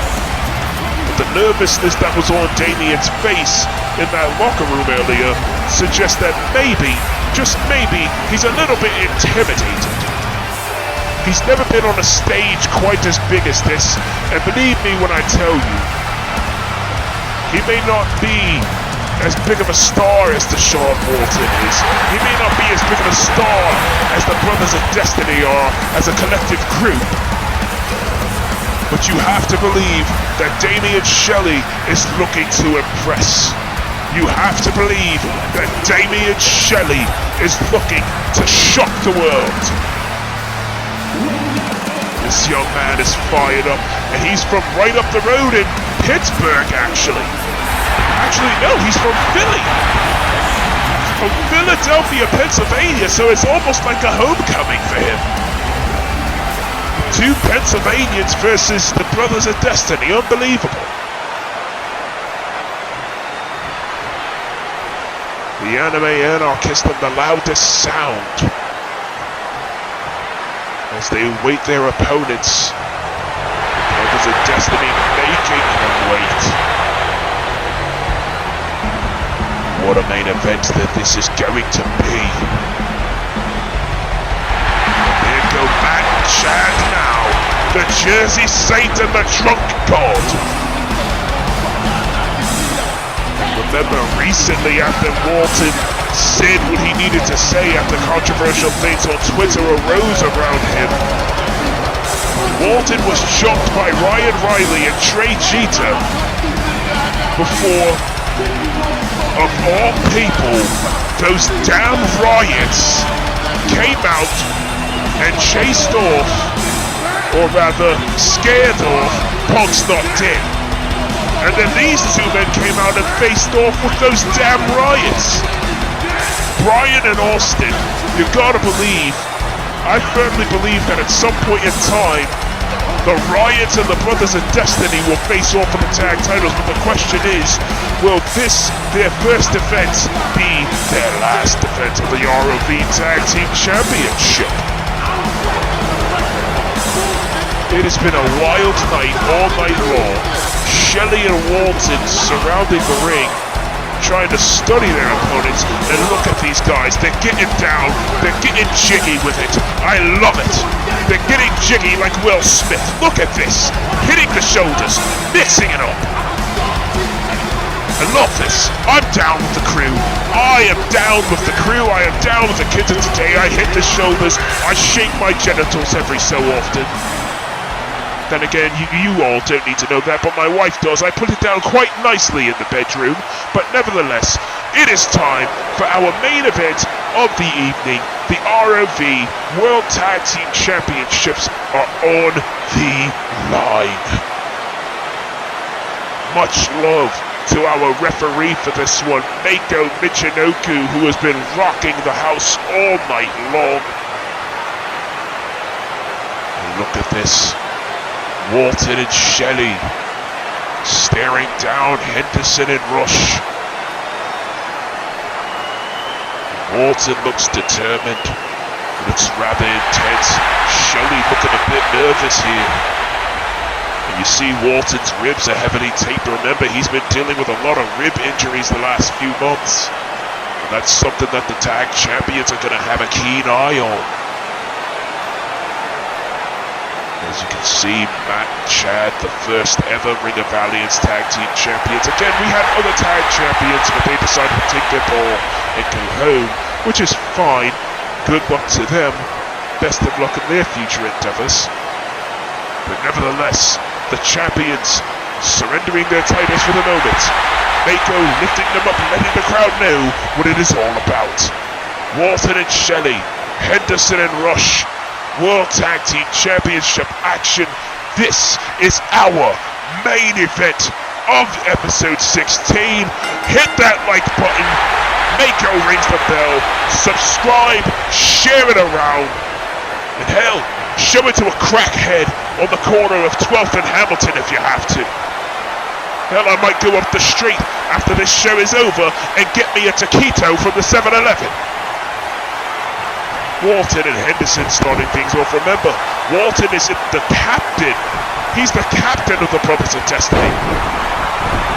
Now the question is, with the 5 dead, will Damien and Shelley join the Brothers of Destiny if Walton wins the tag titles with him from Chad and Matt? And look at this, Chad targeting the ribs. Very intelligent mindset. Like I said earlier, those injured ribs are a heavy target for him. Remember, he's been beaten over the head with shovels, and then he got stomped on the ribs by Trey. Not to mention that assault with the chair by Ryan. Remember back at Prestige, I remember that. I remember back at Call Stars, he got hit in the ribs with a shovel by Cody as well. Cody got beaten to bits earlier by Eric DeVille. Look at this, spinning Michinoku driver, it looked like. No! Chad Henderson almost got the victory for the team. POD would have retained right there. Oh, with the super kick. Walton sidesteps it, hits Chad with a spear. Walton knows the super kick game all too well. Yeah, like his sensei Nakamura said, he's been taking on death trips on the shadiest of nights. Total elimination by Walton and Shelley. You want to talk about paying tribute to Pennsylvania legends? John Cronus and Perry Saturn. Cronus smiling down, although he's probably poking his fingers in the barrel of a shotgun up there. There's chops being exchanged here. Strikes now. I've been waiting a long time to call a Brothers of Destiny match, and I'm so glad I'm getting the chance to do it now. Drop kick by Damien Shelley. This kid is really showing what he's made of here. Again, he's from Philadelphia, Pennsylvania. Big fan of the Eagles. His sister Maddie Shelley, or Maddie Sabin, if you will, she's going to be making her debut relatively soon. She's married to Johnny Sabin, who's been also making waves in the industry. What an enziguri by Chad Henderson. My God. Big knee to the face, and finally hitting the Bulldog. You know, I've seen a lot of wrestling tag teams over the years, but none are quite as exciting as the Brothers of Destiny. Look at this cohesiveness, the cohesive nature of Henderson and Rush. And look at this, he's telling that one chick in the crowd to suck his pee-pee. You know what, I have to agree with Deshawn Walton on this one. This might be a family show, and now he's b-boying.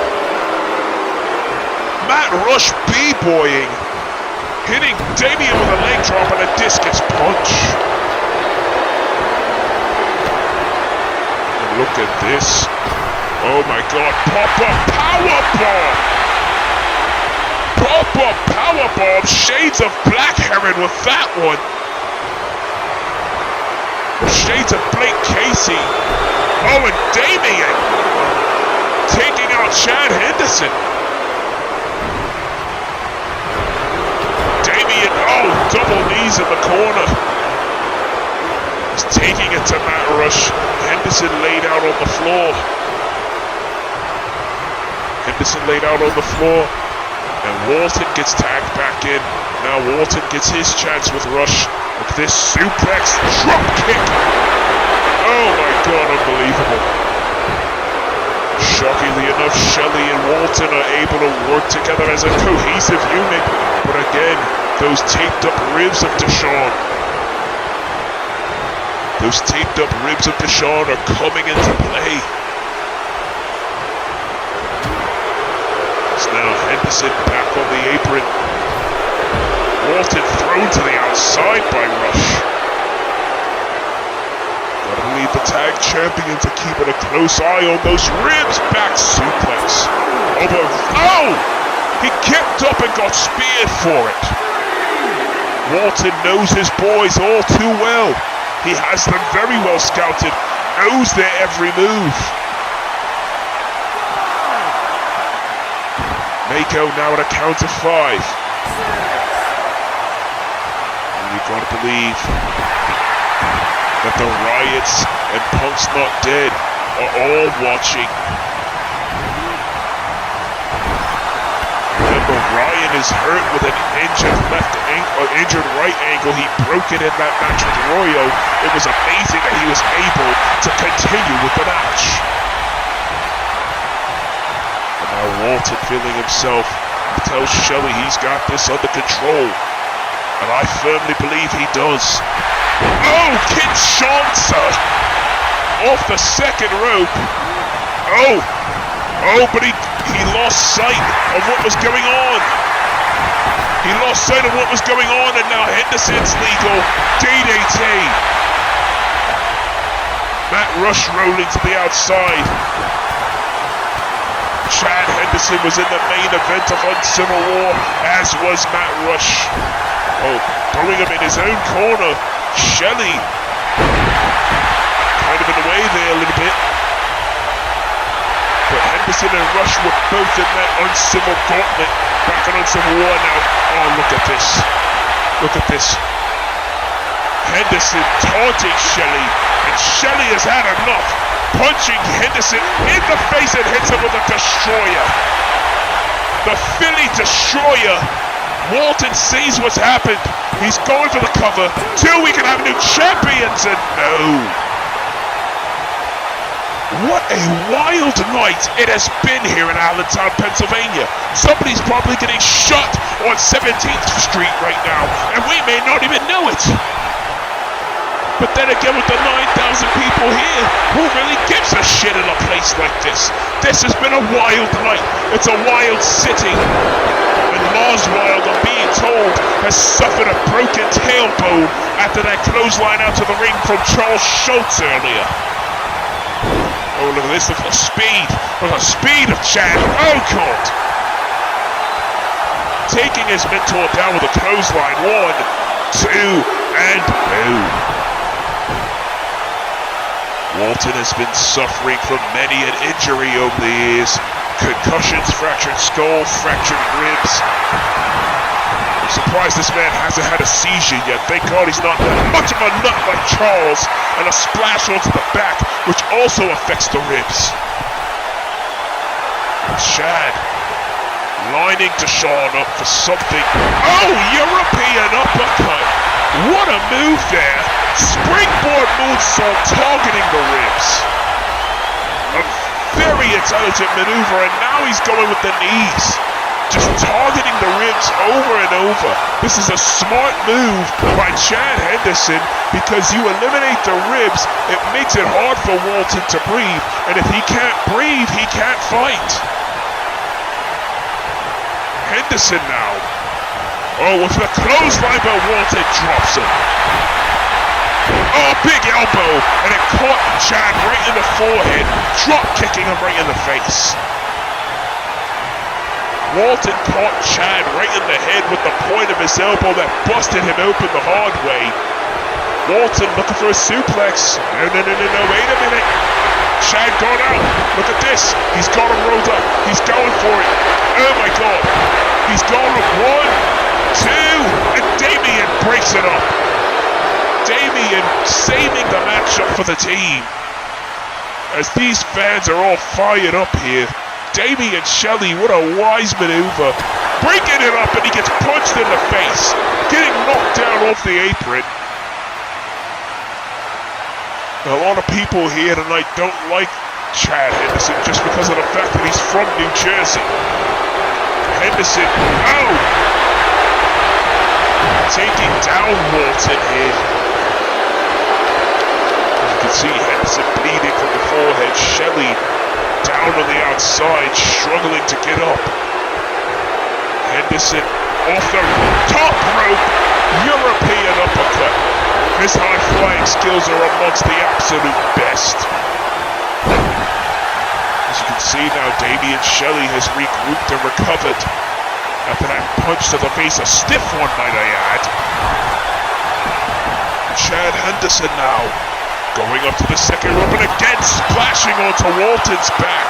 Walton is looking for a reprieve, looking to tag in Damien Shelley, but he can't because the Brothers of Destiny are all over him.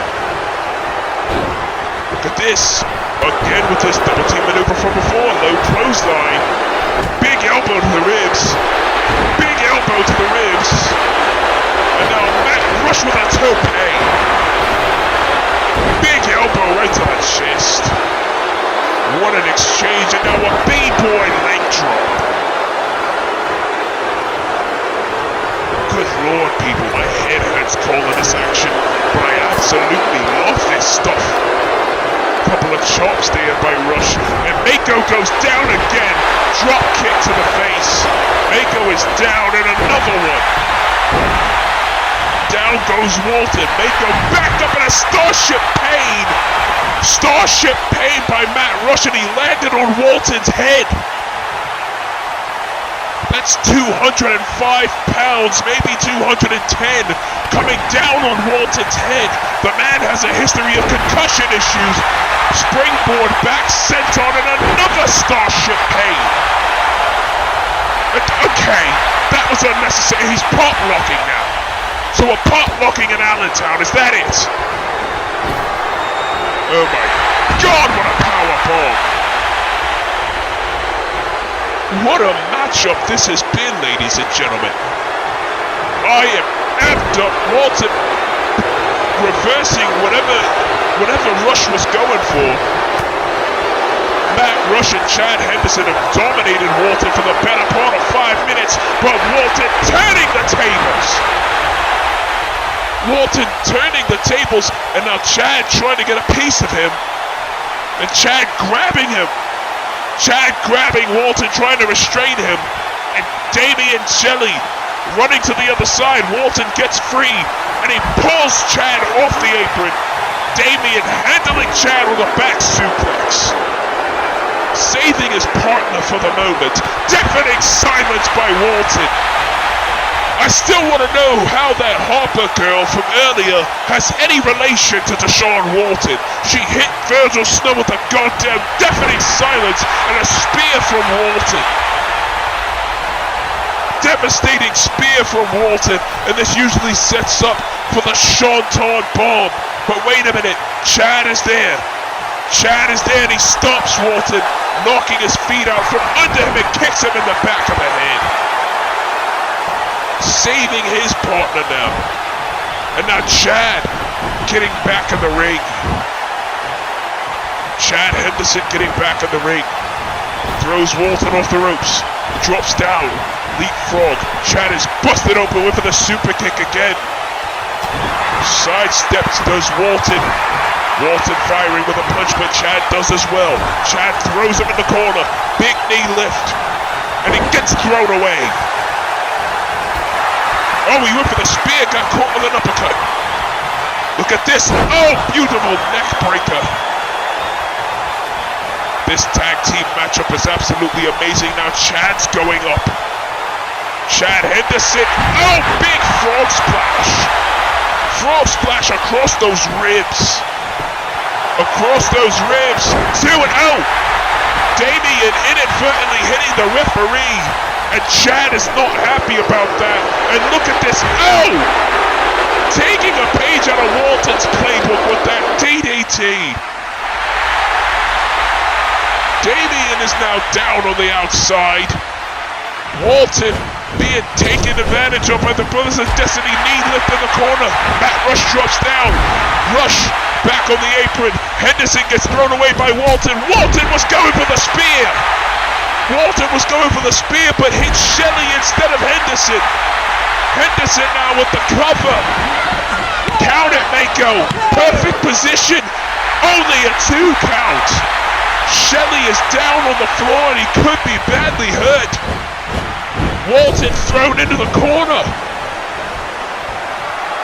And now the Brothers of Destiny are in control. Look at this. Matt Rush rolling. Fireman's carry 450. And now a moonsault off the top. Moonsault off the top. Damien Shelley is down on the floor. And look at this. They have this one in the bag. They have this one in the bag. Matt Rush has Deshawn Walton. Stainalizer. Stainalizer by Matt Rush. BOD retains. Oh my God. I cannot remember the last time I saw so much chaos in a tag team matchup. But what a main event. What a way to close out episode 16 of Ring of Valiance Wrestling. The Brothers of Destiny defied the odds. Despite the disadvantage in terms of weight and size that they had, they still came out and worked together as a team. That malfunction and the junction, if you want to call it that Shelley and Walton had, it cost them everything. BOD wins and they keep their tag team championships. Congratulations to the Brothers of Destiny. What a moment here. Absolutely incredible moment for the Brothers of Destiny. As you can see them hightailing it through the crowd. Absolutely incredible moment here. And Damien Shelley looks heartbroken. I can't say I blame him. What did I tell you? Why didn't you listen, you fucking idiot? I told you to stay out of the goddamn way. Your stupidity just cost us the titles and me a win. I told you I'm tired of fucking losing, you rank amateur.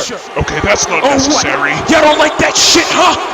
Y'all don't like the truth out of me no more? Y'all don't like an honest man? Well, maybe you dumb fucks will appreciate this. Oh, come on.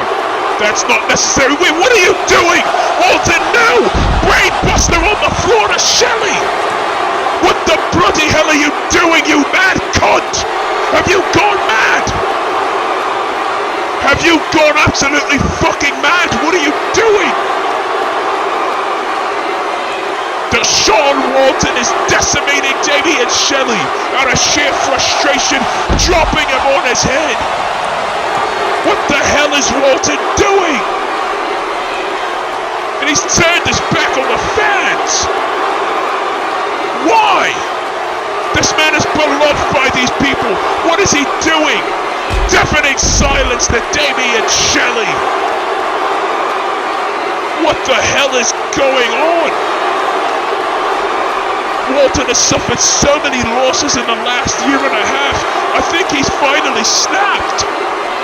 And the fact that he has to face Damien next episode doesn't help either, because if he loses there, he's banned from his own creation. The sun is gone down, and the devil has arrived. And there's no such thing as pre-shows. I'm putting that idiot cat boy the fuck to sleep for good. Deshawn Walton. What in the bloody hell has he just done? He's made an impactful statement, but I cannot believe what I've just seen. Wait a minute, I'm being told something's happening backstage. We need to get some cameras back there. Something's happening backstage. Get the cameras back there. Get them back there. Oh my God! Oh my God! Gunnar Casey! Gunnar Casey is strangling his own son, putting a plastic bag over his head. Somebody get security back there and get that sick son of a bitch off of him. Get that sick son of a bitch off of him. Somebody get back there and help Blake right now. That man has a plastic bag over his head. He can't breathe. Somebody help him. Look, get that sick bastard out of here. That psychopathic racist cunt. Get him out of there. Jeremy, get in there and help Blake right now, please. Blake has a plastic bag over his head. He can't fucking breathe, goddammit. Somebody get some help back there right now. Right now, and wait a minute. Wait one goddamn minute. Brandon Cuevas attacking Damon McCarthy. What the hell is going on here? Brandon, oh no, Brandon, no. No! Oh my God! Brandon just powerbombed a bloody Damon McCarthy onto the freaking windshield of his own limousine. Damon McCarthy may be broken in half. What has Brandon just done? What has Brandon just done? This is career suicide. And what the hell? Oh no. Oh, that fucking cunt. Randall fucking Taggart. I knew he was lurking somewhere. That son of a bitch, and now he's going to the back of the limo and... Oh my God! Randall Taggart! Emily McCarthy is in the trunk of that limousine! Randall Taggart must have assaulted her and put her there! One thing about Randall Taggart, he keeps his promises, but the fact he went this far to get to McCarthy, and the fact that he's got Brandon helping him, I am absolutely disgusted. I am absolutely disgusted. Get some help back there, and somebody make sure Emily is okay before she gets kidnapped, if she hasn't been already.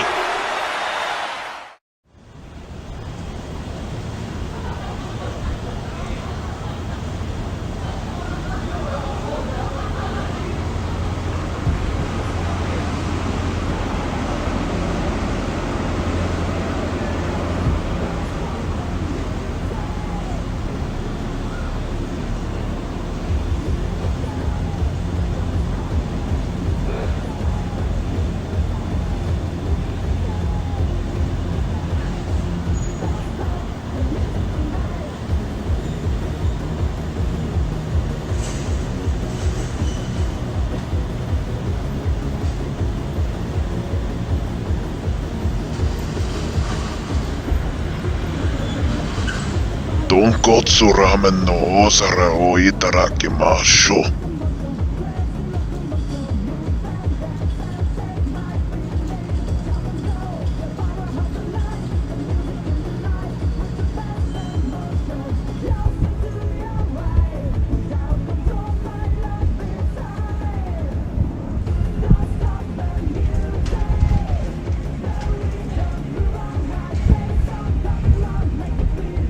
Duran, Father said you would be here.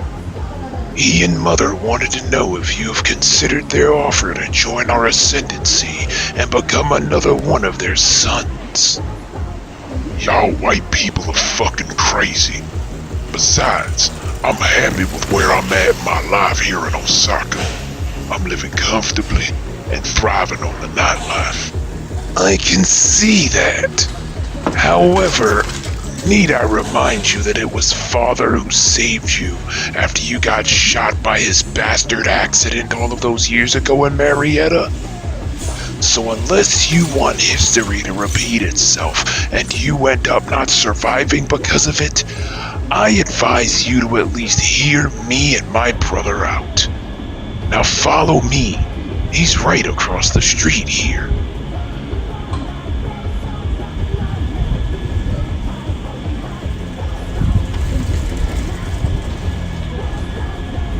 I just spoke with Mother and Father. They expect us back at the main lodge within the week. Excellent. Joaquin, I trust you remember Duran here. Mother and Father want him to join our ascendancy, but as you can see, he's a little bit hesitant. I do remember him. He was my closest friend for a time before he moved out here to be amongst the lowly chaps. I even saved him from Blake myself at one point. Then please, little brother, explain to your friend that the Ivory Ascendancy is a true family, one of moral values and integrity, and we simply want to rid the world of the blackness that seeps out of it. Duran, my friend, I'm not the same Punisher I once was. I am of a much more holy and punishingly loving nature now that Mother and Father saved me. And we can save you from the darkness as well. Unless you want to be knocking on death's door because of Blake again. What? Joaquin, what happened to you? What have they done to you, man? Father and Mother? They saved me. They saved Mikey. They saved 800,000 others. Hell, Father saved Mother after that jumping being associated with my former race almost killed her. And now, Duran, we want to save you. From your past, from your pain, from your darkness, and quite frankly, from yourself. And we want to guide you to the light. Will you let us guide you to the light, my old friend? Or will you allow the blackness of the inept monkeys of the world to consume you forever?